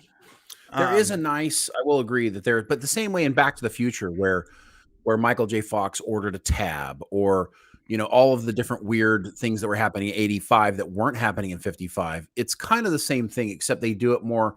She does it more on a social level and kind of the behavior of people. And there is a few interesting jokes there, but yeah. Yeah. Overall, it's a fun watch. Is it a good movie? No, it's not a good movie. But it's a fun movie. Well, pull it up on my list of 2023 movies, Brian. Let's see where it sits. And not only is it a fun movie, but let me be clear. It's if you have Prime, it's not going to cost you anything. It's not even going to cost you very much time because it's actually fairly short. Although Prime went up again in price. You're closing on $200 a year for Prime. Jesus, Mother of Mary. Yeah. So it's not free for sure. Well, that's ridiculous. There we go. You want to pull your thing? All right, yeah. So let's look at Shane's list. Where did Totally Killer land on your list? This will tell you maybe if you agree with me on where you might want to watch it. Here we go. Let's see. It's not in the first 20. Not in the first 30, is it? Oh no, yeah, we found it. Number 29. There it is. Number 29. So yeah, it's better than Barbie. It's better than Barbie. And as if you guys know my feelings about Barbie's an excellently made movie, but the message was so horrific and disturbing and disgusting and challenging and wow, that it essentially negated how great the movie is. And of course, Shazam! Fury of the Gods, who failed to create a superhero. They had a superhero that was more immature than the kid he was playing, which is weird. The adult was more immature. I think that wasn't like an aiding or a direction issue. I believe that Zach brought the same exact flavor. It was an acting by the kid. I think the director didn't have the kid immature up a little bit. He was too mature. And it got a little weird. But anyways, it falls between those two movies. So depending on how you feel about those movies, would tell you whether or not you might want to see Totally Killer. But if you just like a turn off your brain and like watch a little time travel with a bunch of girls, because the movie's essentially a bunch of girls. Yeah, and all the girls are hot, by the way. All of them are hot. I can't say that. Yeah. They're all hot. I refuse to say whether or not teenagers are hot or not. They're not actually teenagers. Those are all like 29 and 32-year-olds, dude. Get out of here. Are you sure? Yeah, the chick that plays Sabrina is like in her late 20s for sure. Totally Killers. Let's find out. I'm positive. I'm really hoping right now that I'm. You're like, oh my god, I really. Holy shit! What did I just say? This is the case. What was the? That's so funny. Just look up the actor's name, and while you do that, I'm gonna tell you something. When I make this list, Indiana Jones will be well below Totally Killer. I guarantee you that.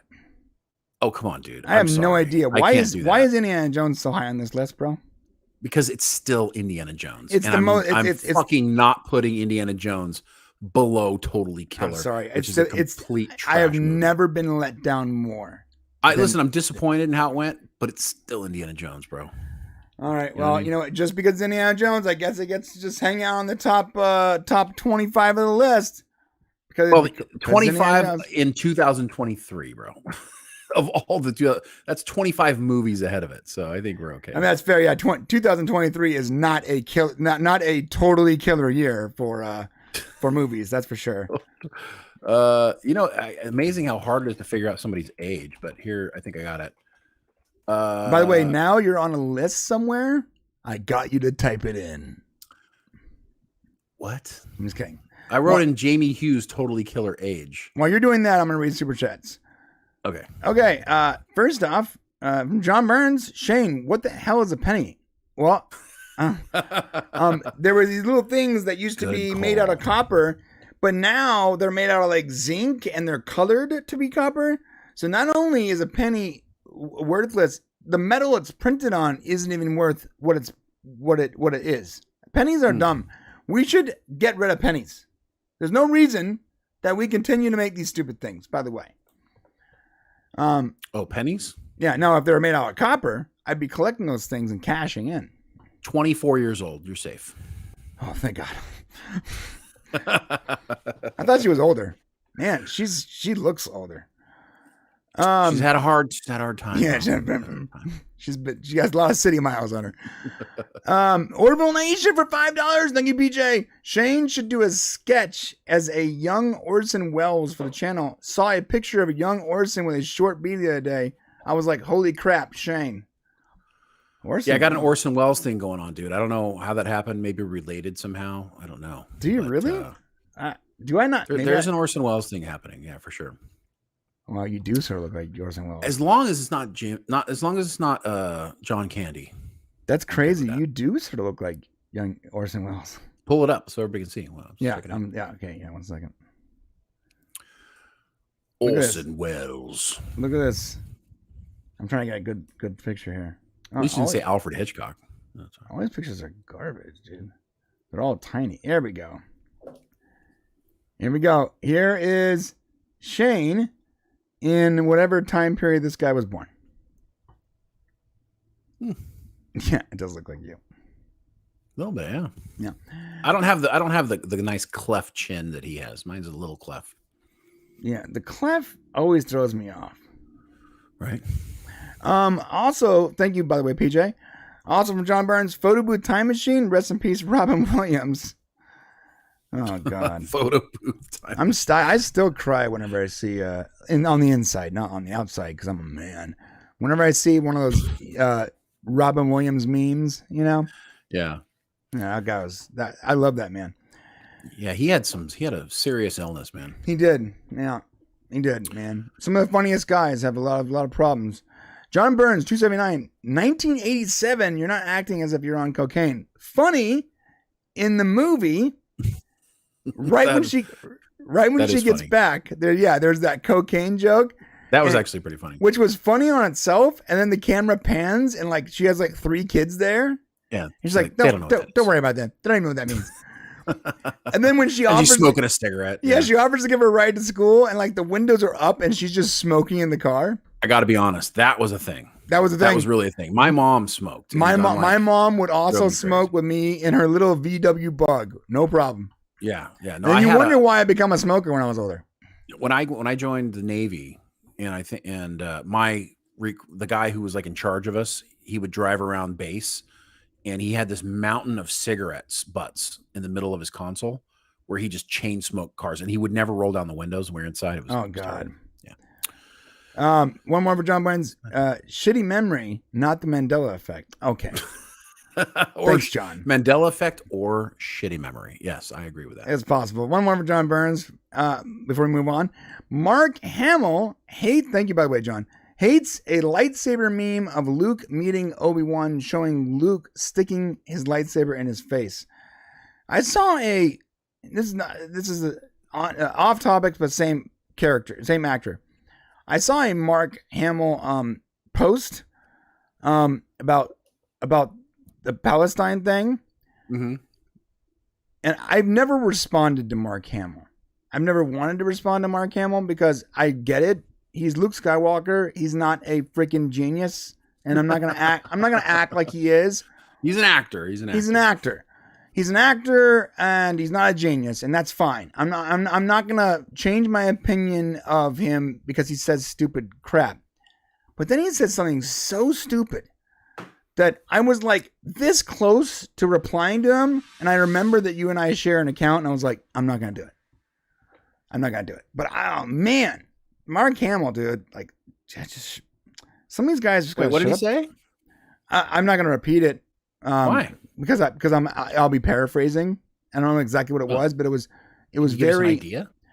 Well, it was like this. Well, yeah, it was like he was like comparing Israel to Palestine and reposting. I guess what it's called now when you retweet, reposting some like hyper fake news about Israel killing babies or something. And I'm like, what are you doing? Why are you even involving yourself in this? Well, a lot of people can't help themselves. They've heard the rhetoric, and they know which side they're supposed to be on based on the popularity of what our country believes. So that's what it is. You got to go with what the media is telling you to do. All the actors do, by the way. You know what? No. Some actors don't. I'll tell you what. Really? Tom Cruise doesn't. Zachary Levi doesn't. Jason Momoa doesn't. They don't. Well, Tom Cruise doesn't social, so okay. Okay. But, well, Jason Momoa and Zachary Levi do, and they don't.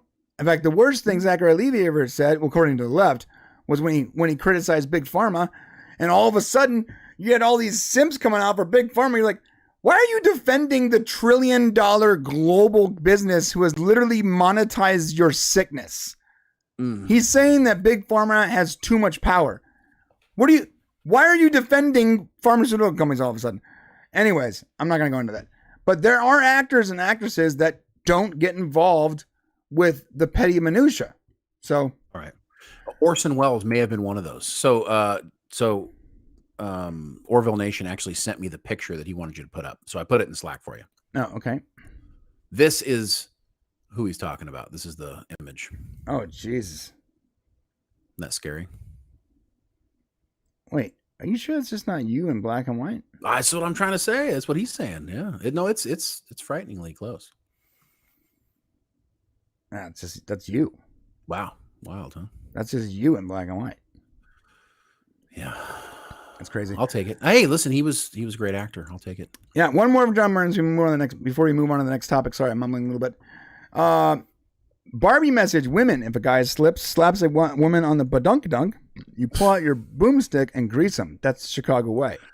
There's a lot to unpack there, John. But there's so much there, John, that sounds dirty to me. Yeah, but, I don't know. I don't know if you're threatening violence or sexual assault right now. Either way. Well, yeah, and in the Barbie movie, of course, they're just slapping women on the butt, which is just not what happens in public.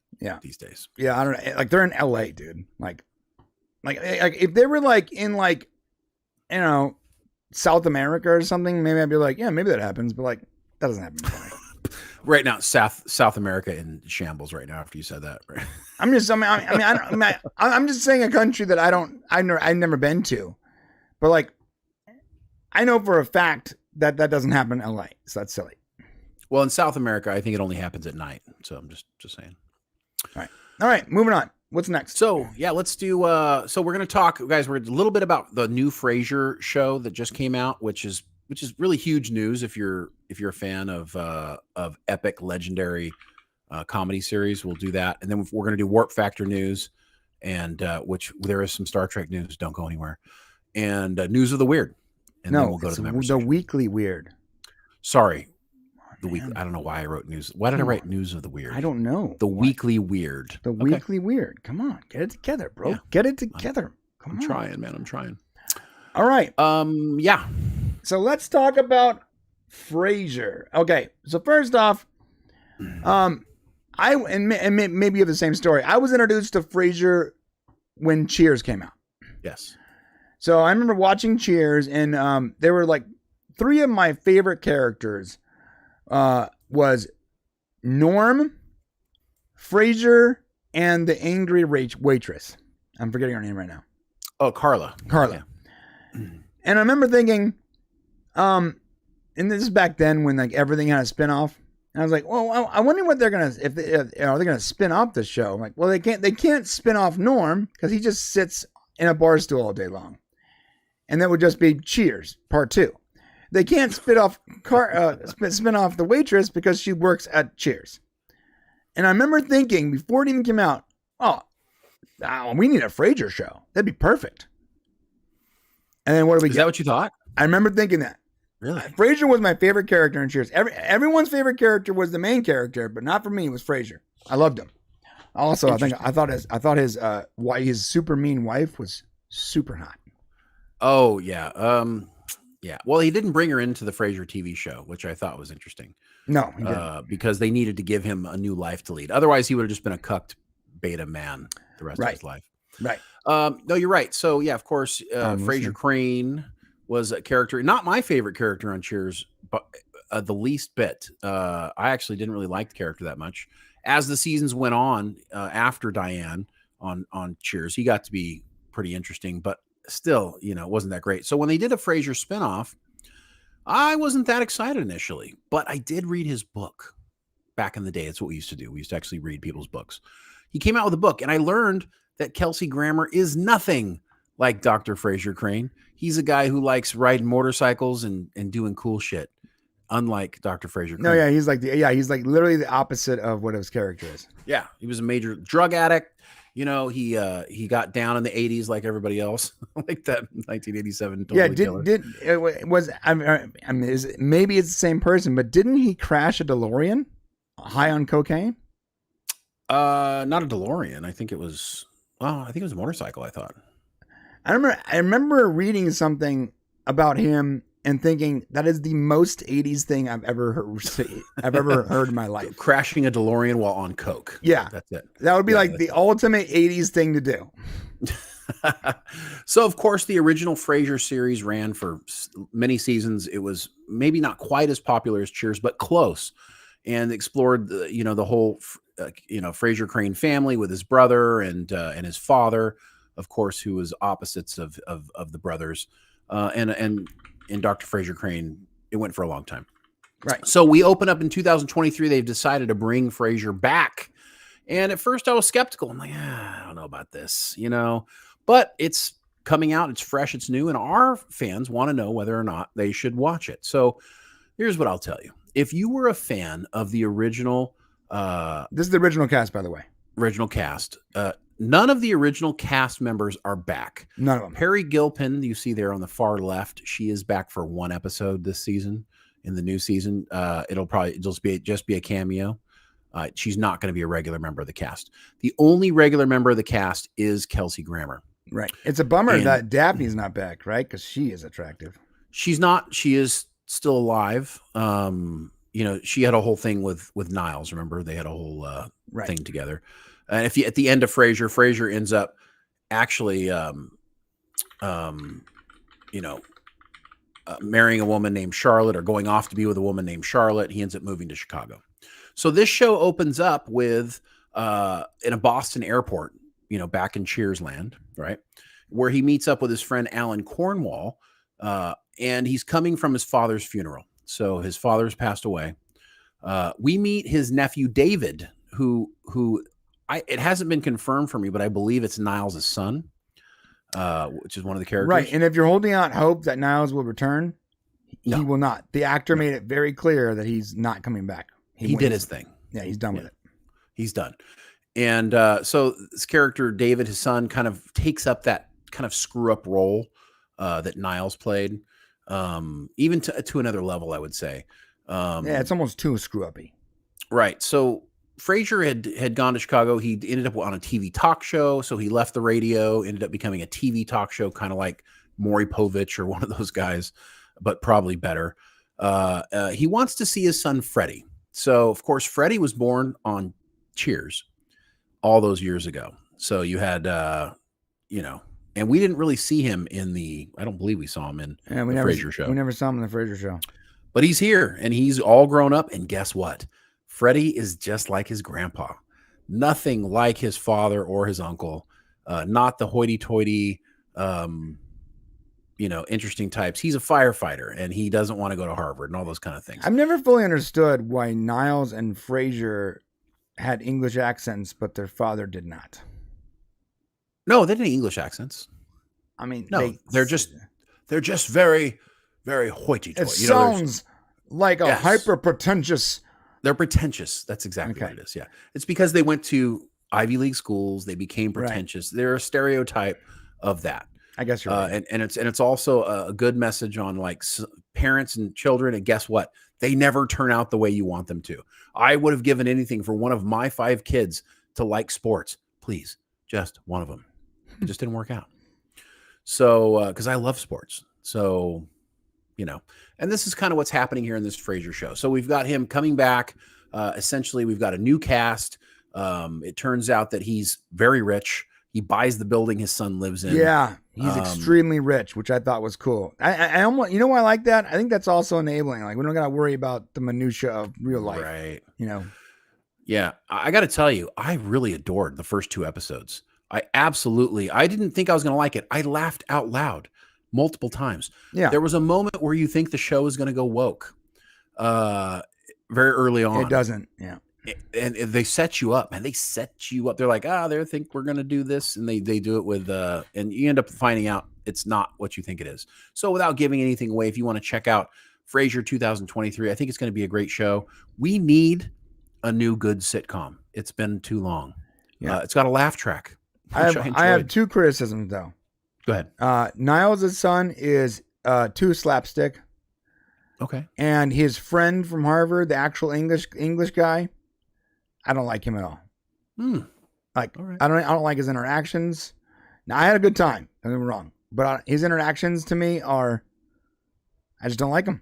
And his Niles' son he needs to dial it back a little bit. It's almost too comical. It's like you don't like the pretentious people. It's interesting because they were the 2 pretentious people. I mean, I like Frasier.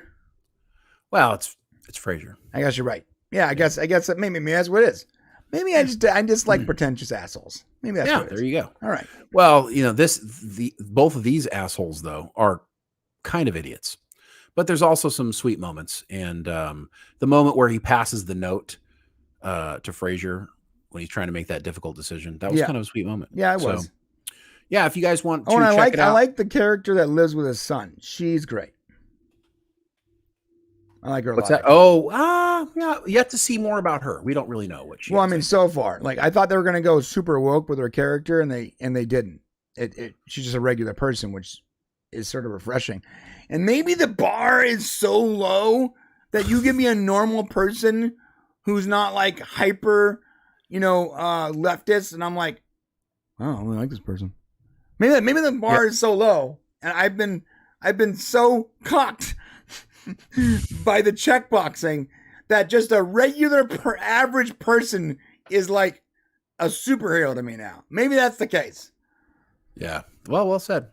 I will say if you guys want to watch Frasier, it is on Paramount Plus, and the first 2 episodes are out. So if you're into that kind of thing, check it out. We won't be following it or anything, but we did want to make sure we highlighted it as it's a new show coming out. Yeah, I gotta tell you, so far, better than Quantum Leap.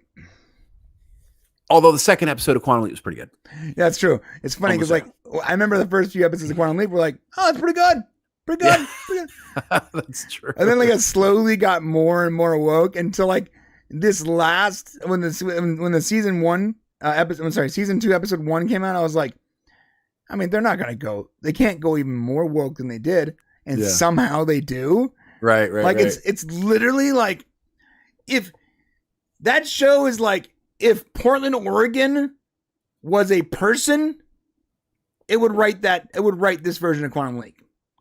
It's crazy how woke and how over the top and checkboxy to the point of absurdity that Quantum Leap has become. It's crazy. It's true.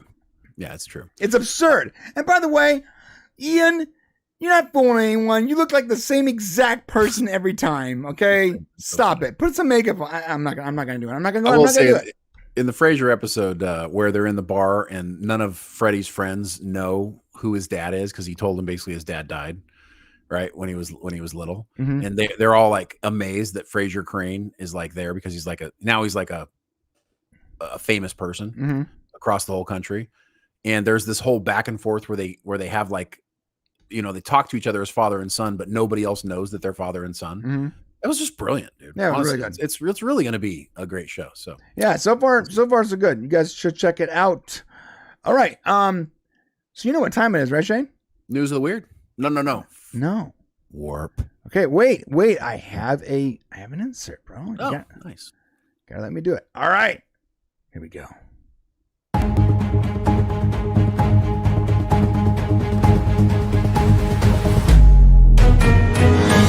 Warp Factor News. By the way, next week. When is it supposed to be said? Like at what point during it? Next week, I'm putting Rex voice on there that he sent me. It's so good. It's so clever. Yeah, you'll hear it. I can't wait to hear it. I can't hear it.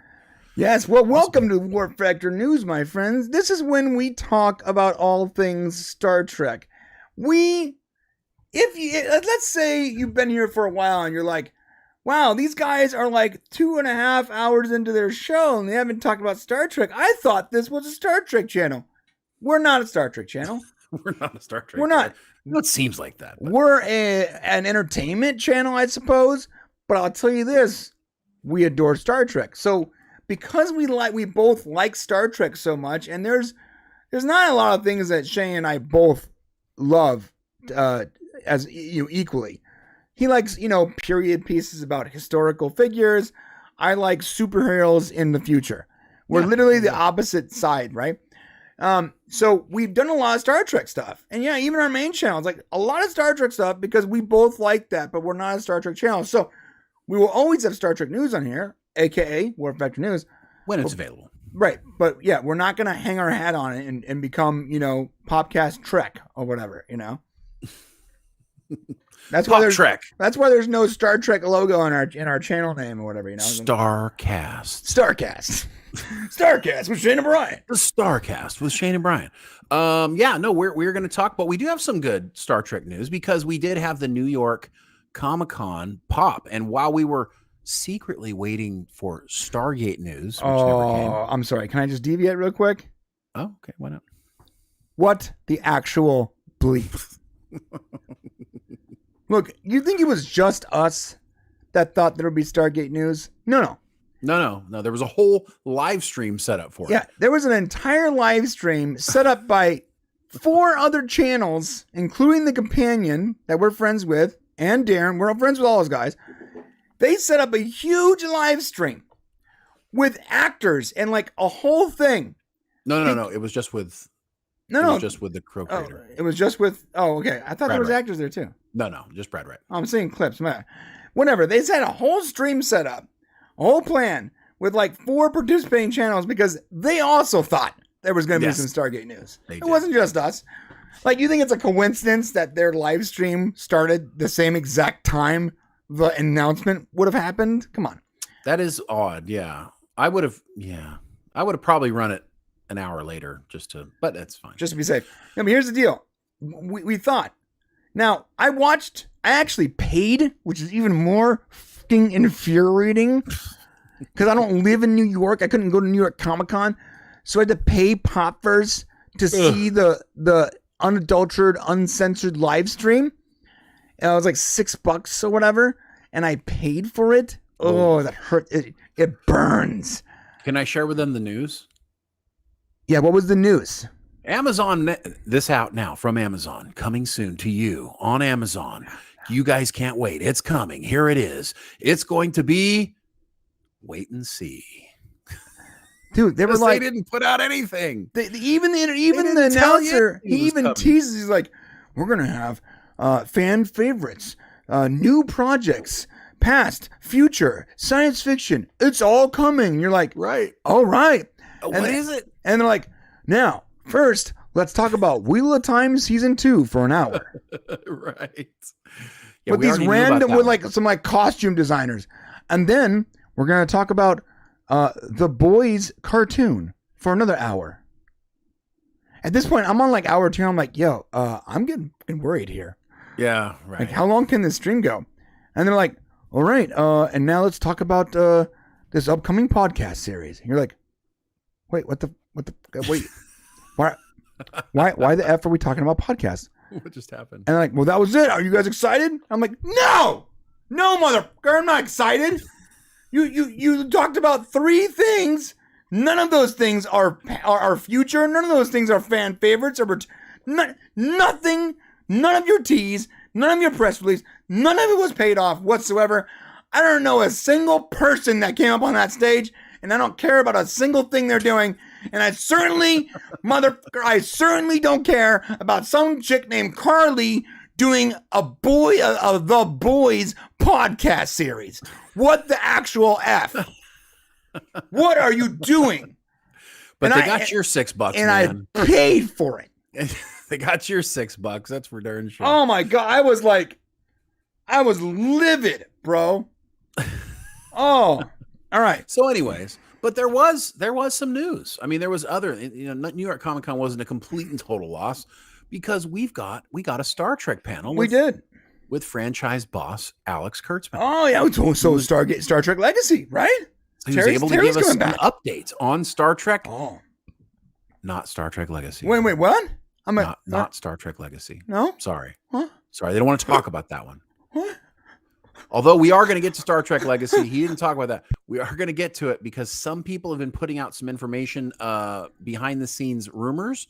And we actually got some insider info from somebody super close to the situation.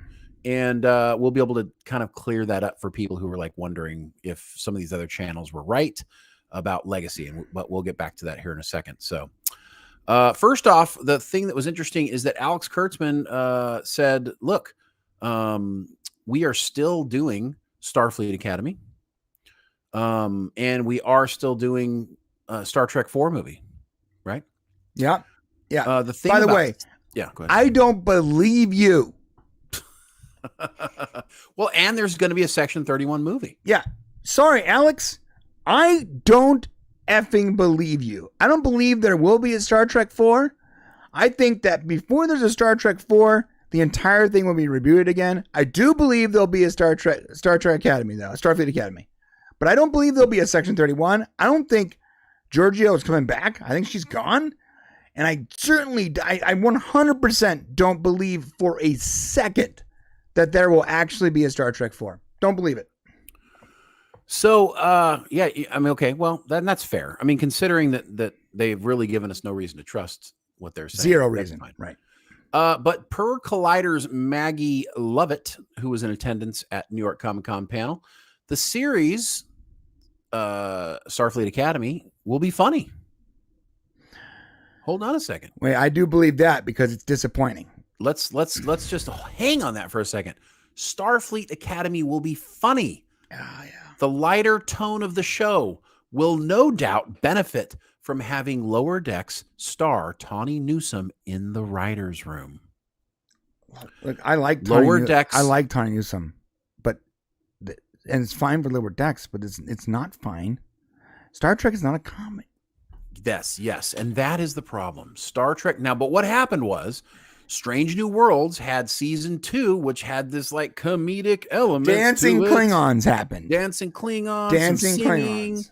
And people, I'm not necessarily saying longtime Star Trek fans, but people reacted okay to it. They kind of got good feedback. And now Lower Decks, of course, is always doing what it's always doing, and it's a funny show. It's a comedic show. I like Lower Decks a lot, by the way, but I like it the same way I like Rick and Morty. It's not, for me, it's not like I like it because it's Star Trek. I like it because it has Star Trek elements and it has the humor I like, but I wouldn't watch it like for canonical value. Well, apparently the studio heads don't know the freaking difference. So they have now figured that, people want funny Star Trek. So get ready, guys. Get ready for Star Trek Starfleet Academy SNL. I don't know what it's going to be, but it's probably going to be funny. It's going to have maybe a laugh track. I don't know what it's going to have. Oh my God. If it has a laugh track, wouldn't that be hilarious? That would be absolutely hilarious. Imagine, I mean, just think about this. First off, imagine, the glee on the faces of a lot of these YouTubers that now just despise everything Star Trek. And imagine the dancing around that some of these, literally all they do is Star Trek channels. They will have to somehow justify a laugh track with a straight face. I want there to be a laugh track. so I can go watch. Trek culture, and see OnlyFans guy over there trying to justify a laugh track and fart jokes. I want to see that. Interesting. Well, the new series will follow Academy students as they discover who they are, making mistakes along the way, which will be hilarious mistakes. Somebody loses their arm. Oh my gosh! Can you believe that person was transported over there and they didn't have their arms? Oh my god! But apparently, then they'll be assigned to a ship in the fleet, according to Mike McMahon, who the creator of Lower Decks. He said that he's a huge fan of Tawny's and thinks any comedy show should hire Tawny, which apparently has happened now. I like Tawny News a lot. I'm not saying anything against Tawny, but if she's writing comedy for Star Trek, then that's not what Star Trek is about. No, it's not. It's not. Star Trek is not comedy. I mean, not canonical Star Trek. My brain want to blow up. It's not. Yeah, yeah, it's not. No, it's.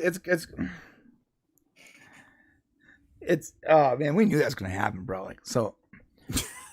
We did. It's like you don't even know what to say. You're like we have videos where we literally predict this exact outcome. You did specifically.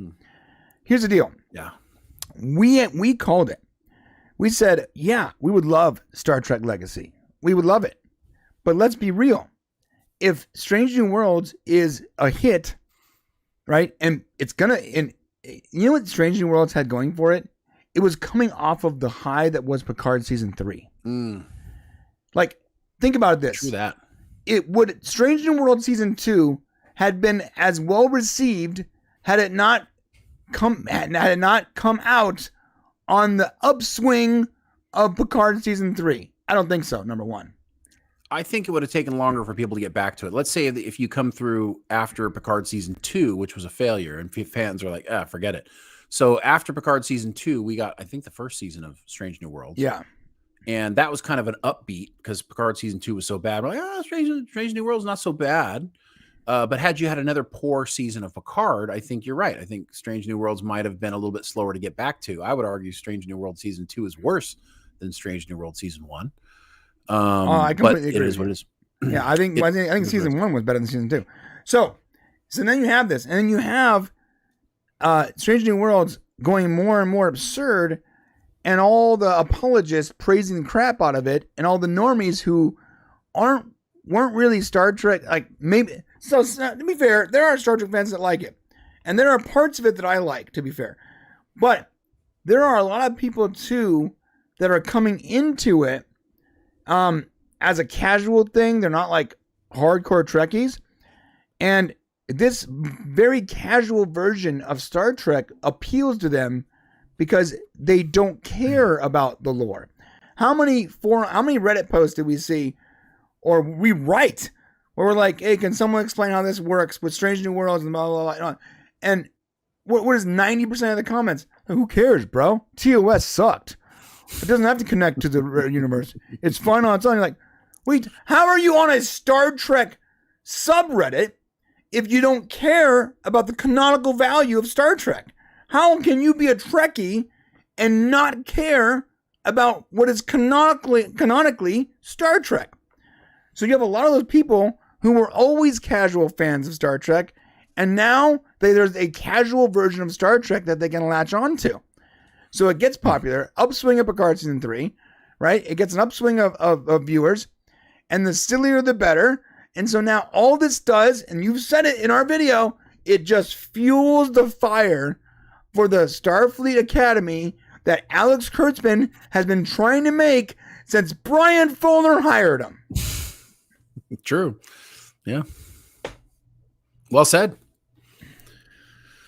Well, what do you do, man? We can't say that. No, I'm not going to say it. I mean, here's the thing. I was about to say something wrong. I'm not going to say it. I'm not going to be mean. It's just a mess, man. It's just a mess. And I'll be critical, but I won't be mean. That's my, like, I don't want to be mean, but I do want to be critical.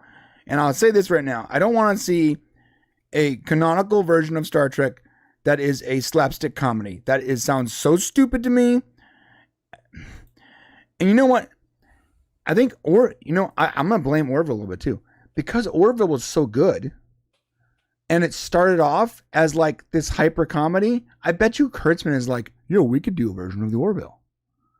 I bet you the Orville is in that same mix with them. Like, well, we could do like an Orville thing. But they're not going to capture the same fire, the lightning that the Orville captured. The Orville had heart, a command structure.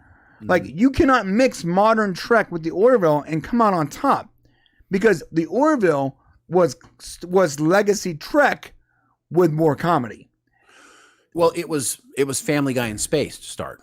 It started off that way. It had a heart of Star Trek. Right. I mean, we knew what we were walking into expecting it, and then it grew into something else, you know, and instead of what's happening here is there's this debasing of Star Trek. There's this pandering to what they think audiences want to see. Oh, people liked Orville. They want to see funny Star Trek. No. That's not what it's about. Orville was not just funny. It had heart. Well, and it's also cheaper to make. Let's be real.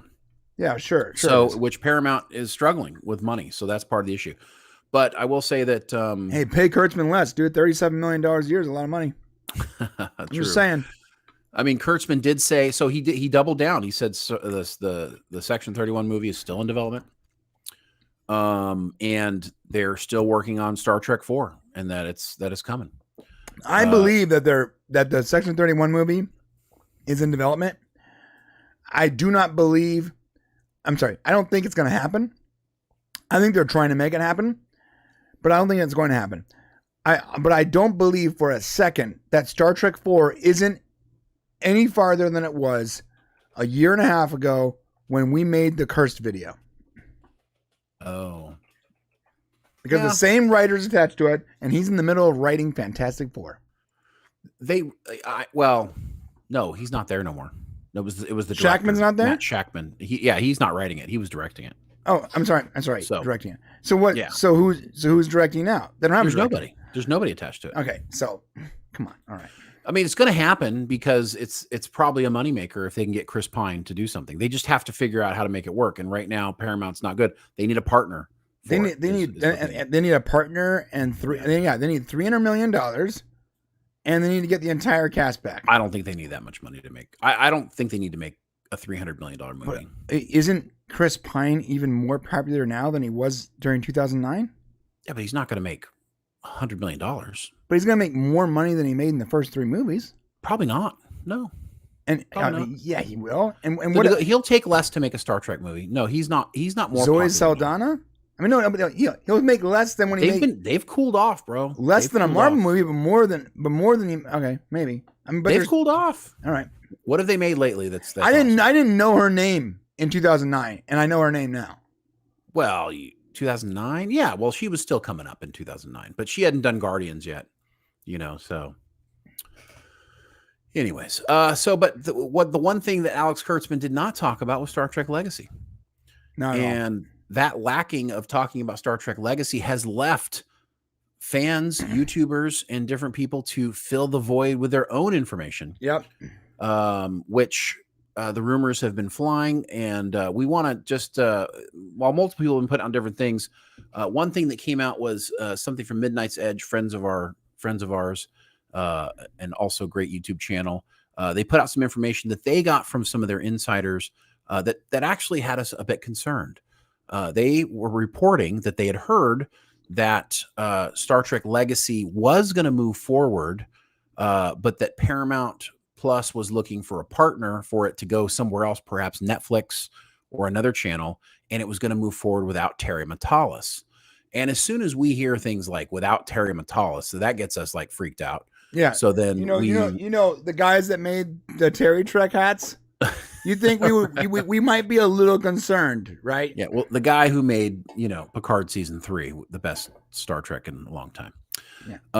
So of course we were concerned. So we started doing our own digging and talking to people very close to the situation, super close, inside the door kind of people.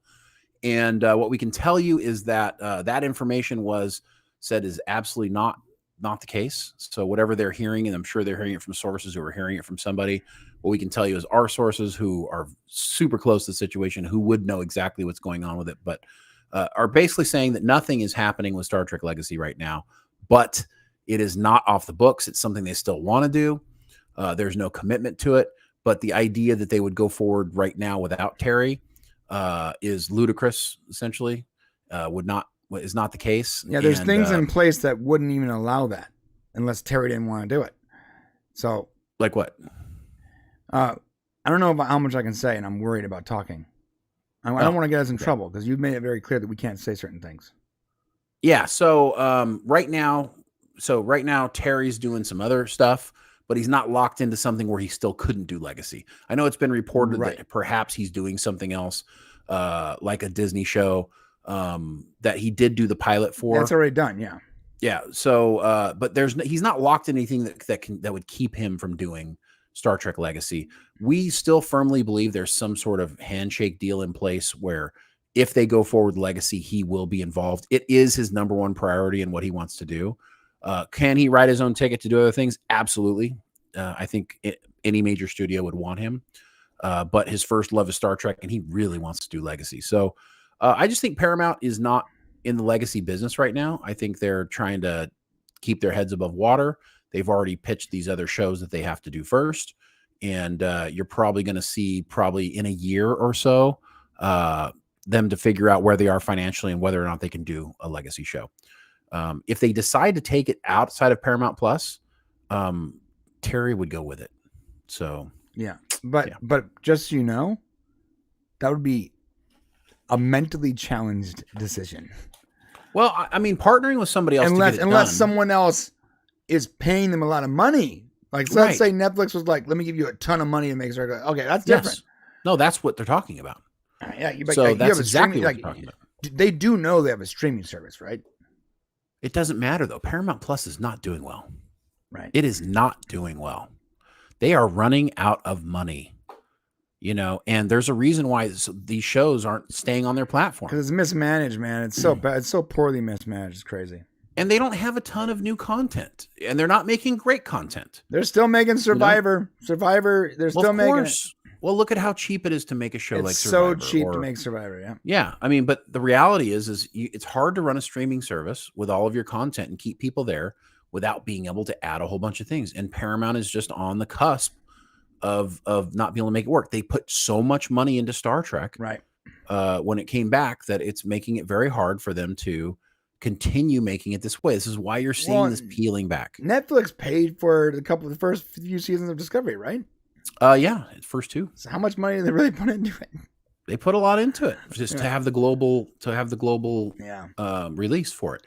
So yeah, could you partner with Netflix to go do Star Trek Legacy if they thought there was enough money into it? And honestly, I know that Netflix could probably use more programming.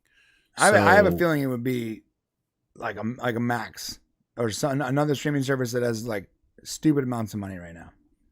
Do any of them have stupid amounts of money? Well, I mean, like Max, Amazon Max and Apple TV, like they could probably get whatever they want. Amazon and Apple could for sure. So I think Max is pretty well up. Remember, Discovery folded into Max. I know, but that doesn't mean that they're in the green with their money. Warner Brothers is still struggling. They're still, there's no guarantees. There's not like just a ton of money. Amazon has other ways of making money. Apple has other ways of making money. Their streaming services can take more risk than these other streaming services. That's true. All right. Well, so that's it for the Warp Factor news. Other than if you want to watch the next season of the cartoon, I don't know. Lower Decks. No, not Lower Decks. Oh, Prodigy. You'll be able to do that on Netflix. Yeah, Netflix. Because that's who's picking it up. So perhaps Netflix is the new home of Star Trek. And this might be the last season of Lower Decks.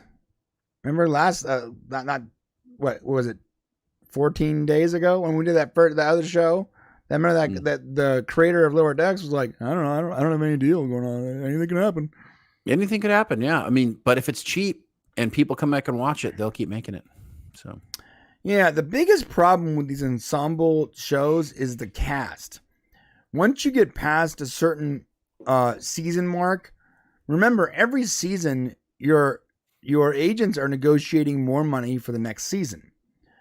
And so these ensemble cast shows get so expensive after 5 seasons that that's why a lot of these streaming services aren't making shows. They aren't making new TV shows that go past that 5-season mark. Because it's so expensive, and they're making less episodes. Because the actors want to negotiate more money every single time. I remember reading that when they did the Doom Patrol series, like they actually made sure that they signed the deals with the actors for 3 seasons because they were trying to avoid the negotiation every season. And now it's biting them in the ass because now they're contracted to make these 3 seasons and people aren't watching it. Oh man. So it can either be a double-edged sword. Like if it's popular, then they're going to ask for more money. If you negotiate ahead of time and it's not popular, then you're losing money. It's a lose-lose, or it's a win-win. It's very difficult to navigate. And you know what? Back in the day, it didn't matter because the more popular you were, the more ads you got, and you can offer Rachel from Friends $23 million an episode and still come out in the green. You can't do that now. All right. Well, I think that's all we have for Warp Factor News today. So as more information comes on Star Trek, we'll of course keep you guys posted. And yeah. Okay. Anything else, Brian? No, that's it. We have one more segment before we go to the members section. And I'm hoping that we can continue this segment. So after the segment, let us know what you guys think about this. We are trying to find the weirdest possible news story every single week. When I say weird, I'm like, I want the weirdest confirmed. Like, I don't want weird stories where it's like, Bigfoot, some guy got raped by Bigfoot in the Appalachian Mountains. No. I'm talking about a real confirmed story that is right out of a weird movie. That's what we're looking for every week. And this one, and there'll be a stinger, but not yet. I actually have it, but I forgot to load it because I was busy. Is it News of the Weird? What is it? Come on, bro! Holy crap, dude! Am I getting it wrong? The Weekly Weird. The Weekly Weird. Weird. I wrote News of the Weird. That's what it was. My bad. All right, so the Weekly Weird. The first thing we're talking about today is landscaping crew mows around an actual dead body, assuming it was a Halloween prop. This actually happened. That's messed up. All right, so the dead body of a North Carolina man was ignored for several days because it was mistaken for a Halloween decoration. Damn. Earlier this month. What's crazy is there were no other Halloween decorations at the house, and the property was empty. Right. Just an empty property with a dead guy. They're like, oh, look, a Halloween decoration. Oh, Halloween decoration. Earlier this month, police found the body of 34-year-old Robert Owens lying face down in the grass near a home in China Grove. It turned out that the lawn care worker had encountered the body a day earlier and mowed around it, assuming it was a Halloween prop.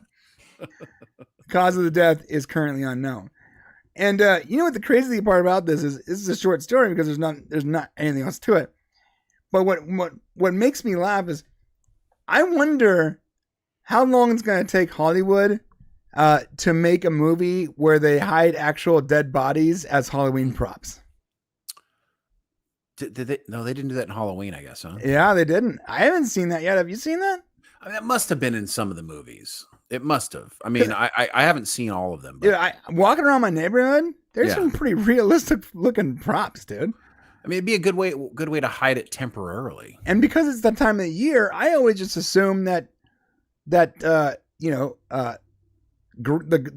dead grandma hanging out the back of the. Remember your Halloween maze you made? Oh, yeah. Hanging out the back of the burning truck. I always assume that's Halloween stuff.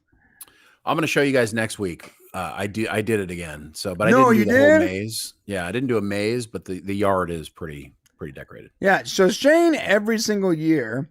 They did that for an episode of Superstore, Orville. You're on PJ. You're right. They did that, but that was a comedy. Every year, no, not every year, but what I've known about Shane is Shane's really into going ham on certain holidays, but specifically Halloween. Like, he goes nuts. The maze thing that we have a video of somewhere on one of these channels, and he goes crazy. Here's what I do every Halloween. Ready? Nothing. Well, kids. I don't even have fall colors out. Wow. Like, I can care less. And you know what my costume was last year? I was Tony Stark. And you want to know why? Because I have a beard. Oh. I have a beard and a black t-shirt. Okay, that's fair. That's it. I'm a white guy with a beard and a black t-shirt, and I told everyone I was Tony Stark. Well, my thing is, like, I feel like I'm a bad parent by not, like. Oh, thanks. Now I'm really a bad parent. No. Your kids may not care, but my kids ask, like, when are we going to decorate for Halloween? No, I see. You know, so it's like, if I don't do it, it's like I'm taking away their childhood or something. Dude, it takes me like 2 weeks just to get like the most basic of Christmas lights up. And I'm going to be honest, guys, my Christmas lights from last year are still in the house. Okay. What? Yeah. I just never removed them. And they're like falling off. And now I'm hoping that because it's been so long, maybe I can just get to December and sort of like fix them and reattach them. I really can care less about decorating for any kind of holiday whatsoever. I don't care. I like celebrating holidays, but I don't really care about decorating. My wife does. My wife decorates the house, but she's not really a big Halloween person either. So she'll decorate for Thanksgiving or whatever. She doesn't really do that either. For Christmas, she'll decorate. That's about it. Yeah. Pretty much in my household, we pretty much just celebrate Christmas. That's it. Okay, well, by the way, it's my birthday, and I haven't even seen my wife today. So if you think that, I haven't even seen her today. I haven't. If you think it's weird that we only celebrate Christmas, I haven't had a birthday for like 5 years, and the last time I had it was because Shane was in town. So we don't celebrate much of anything around here. Yeah. So there's no video to go with that news of that weird weekly weird, huh? They didn't have any video footage, huh? Let me check. I think if we do the weekly weird, it should be some sort of video. I think there has to be like something. Well, I did think about adding more than just one story, but I don't want it to be like a super long segment. No, just one good weird story, but that has video. Okay, here's one. I thought there was a video. First tonight, a Rowan County family is upset. Okay, here. And if their loved one's body was mistaken for a Halloween decoration and left sitting for days. And they now want to be able to know how he died and why it wasn't reported to police sooner. Queen City News Watching anchor Morgan newscasters Francis try to spoke say with it his without family. smiling. Joining is us here in the funny. studio with the very latest shocking details. I like their fake background. Alicia Bryan, this all happened in China Grove. The family discovered a lawn care worker mowed around Robert Owen's near naked body, thinking it was a prop. A day later, someone else made the gruesome discovery. You gonna show a picture, guy? Here we go. Don't know There we go. How you can do that.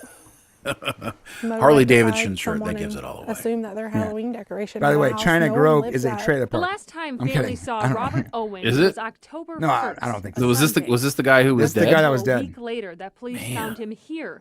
By the way, rest in peace. Is he blind? I'm saying, China Grove. I don't want. Just be clear. We're making fun of the absurdity of not knowing that's a dead body.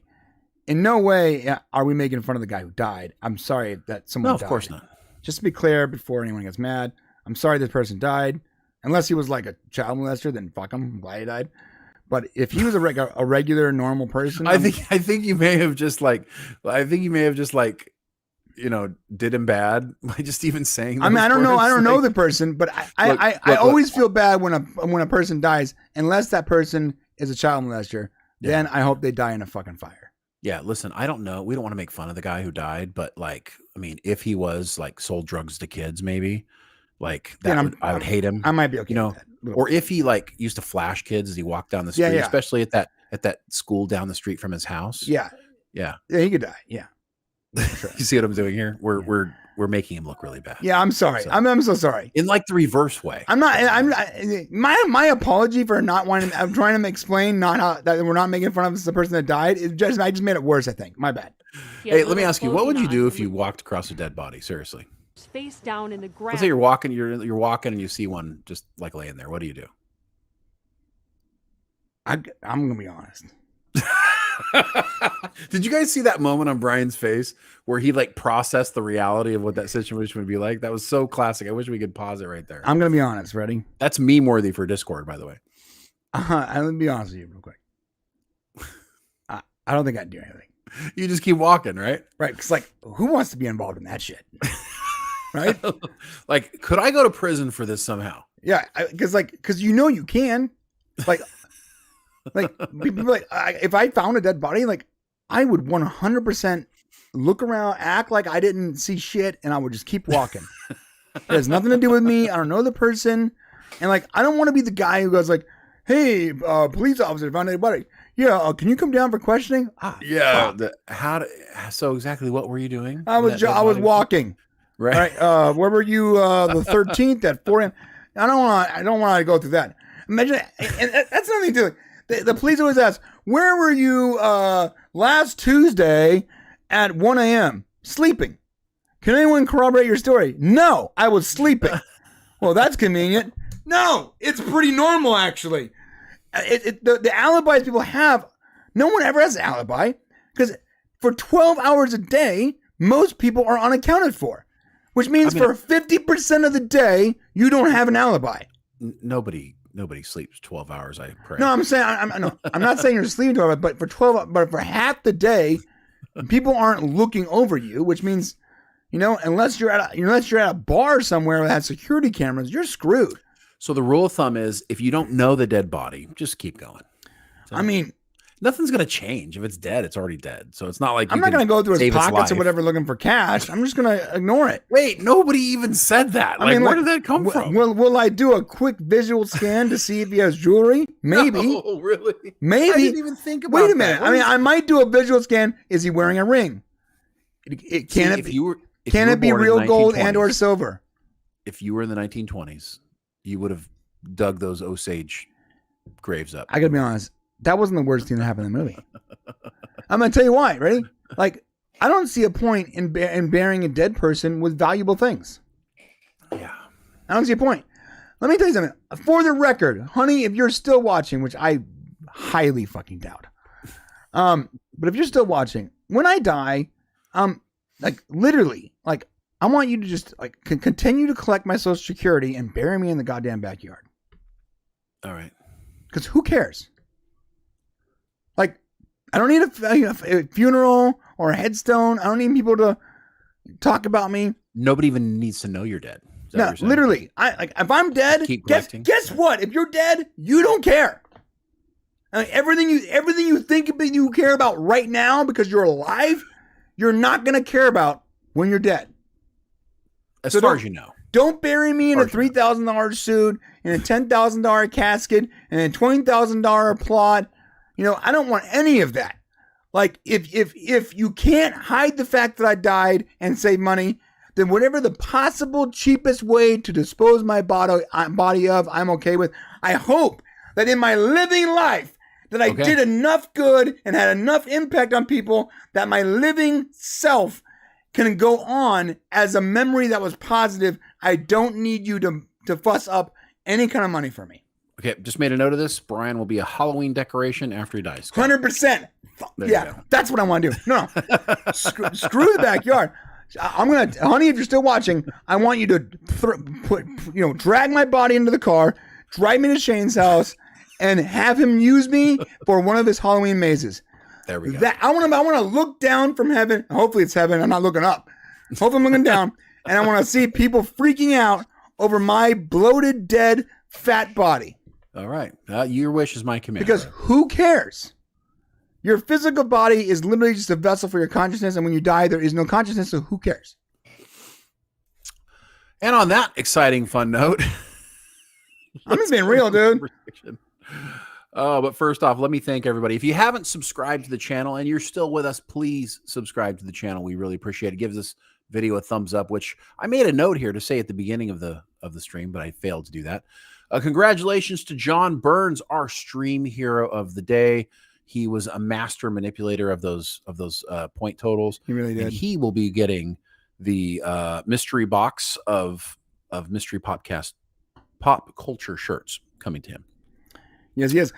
Okay, so does that mean that we are going to the fabled members section? Yes, it's time. Okay. Does everyone here know what the members section is? Maybe you don't. Maybe you are watching the replay of this later on. Maybe you couldn't catch it live. If you are not a member, I want to make it very clear what you need to do here. If you want to continue this conversation with us here and in future live streams, because every live stream we're going to do a member section, then please become a member. We are also working on a ton of more member stuff that's going to be more than just the live shows. We want to add more shows that are members only stuff. We want to add a lot of stuff, merch stuff and Discord privileges. We have a lot of plans. If you want to become a member, it's easy. If you're whatever channel you're watching this on right now, you're watching us on Unleashed. You're watching on Unleashed. There's a little button below that says join. Hit the join button and come on down. If you are not a member yet, if you're already a member, then you don't gotta do anything. When we end this stream, it's gonna port you right over to the member section. Okay, sounds awesome. Also, links in the description just in case you don't get ported over. Yeah, and we hope we see you guys there. One last thing, we do have a video coming out tomorrow. We hope you guys all check it out. It's the 2023 polled all Star Trek fans across the world and all different mediums that did Star Trek rankings of the top 13 of all 13 Star Trek films. Tomorrow we're coming out with that definitive list that'll tell you the greatest Star Trek films in the order that all fans think of them. And it's the first time this has ever been done. So please check that out tomorrow morning about 9:00 Pacific Standard Time. So. And by the way, we just got a new member, Rec Dots, and he just put his first members chat in. Thank you, Rec. I don't think he's new. I think he's just coming back after the demonetization. Yeah. He says, when I die, they can fill me full of lead and dump me off a cliff for all I care. Note, it's only after I'm already not breathing. Yeah. Yeah. That's a good point. Guys, ensure that's the case. Make sure I'm dead before you desecrate my body, because I don't want to feel pain. Okay. That is the great fear, is like, what happens if like people think you're dead, but you're not really dead? Like you're in there and you can sense and feel everything going on, but you can't like communicate it to anybody else. Oh, right. That's frightening. That would suck. Okay, well, we're going to the member section, everyone. I appreciate you guys all. Yes. Thank you all for the donations, the super chats. This was a great way to come back monetized, and it's going to allow us to do more in the future. So thank you guys all for supporting us. Yep. Appreciate it. So we're already in that member section over there. I'm going to boot up the member section for this channel too. So if you're a member on this channel and not the Prime channel, then just give it a second and you'll see the notification. If not, that's cool. If you're not a member, I never plan on coming. You're just a lurker and you don't care about being a member. A lurker. That's cool. You be a lurker all you want. We love you regardless. Thank you for watching. Thank you, Shane, for being here with me today. I appreciate it. Hey, thank you, brother. I appreciate your intelligent thought process over my cretin of a thought process on Killers of the Flower Moon. We give the full spectrum, brother. We give the full spectrum. We get the highbrow and the lowbrow and everything in between. And so now I'm lowbrow. Whatever. Hey, guys. That's not a bad thing. Shane, I appreciate you being here with me today. And I appreciate you guys being here. We're going to the member section. You're awesome. Stay awesome. We'll see you guys next week. Or unless you're a member, then we'll see you in like 3 seconds. Bye, guys.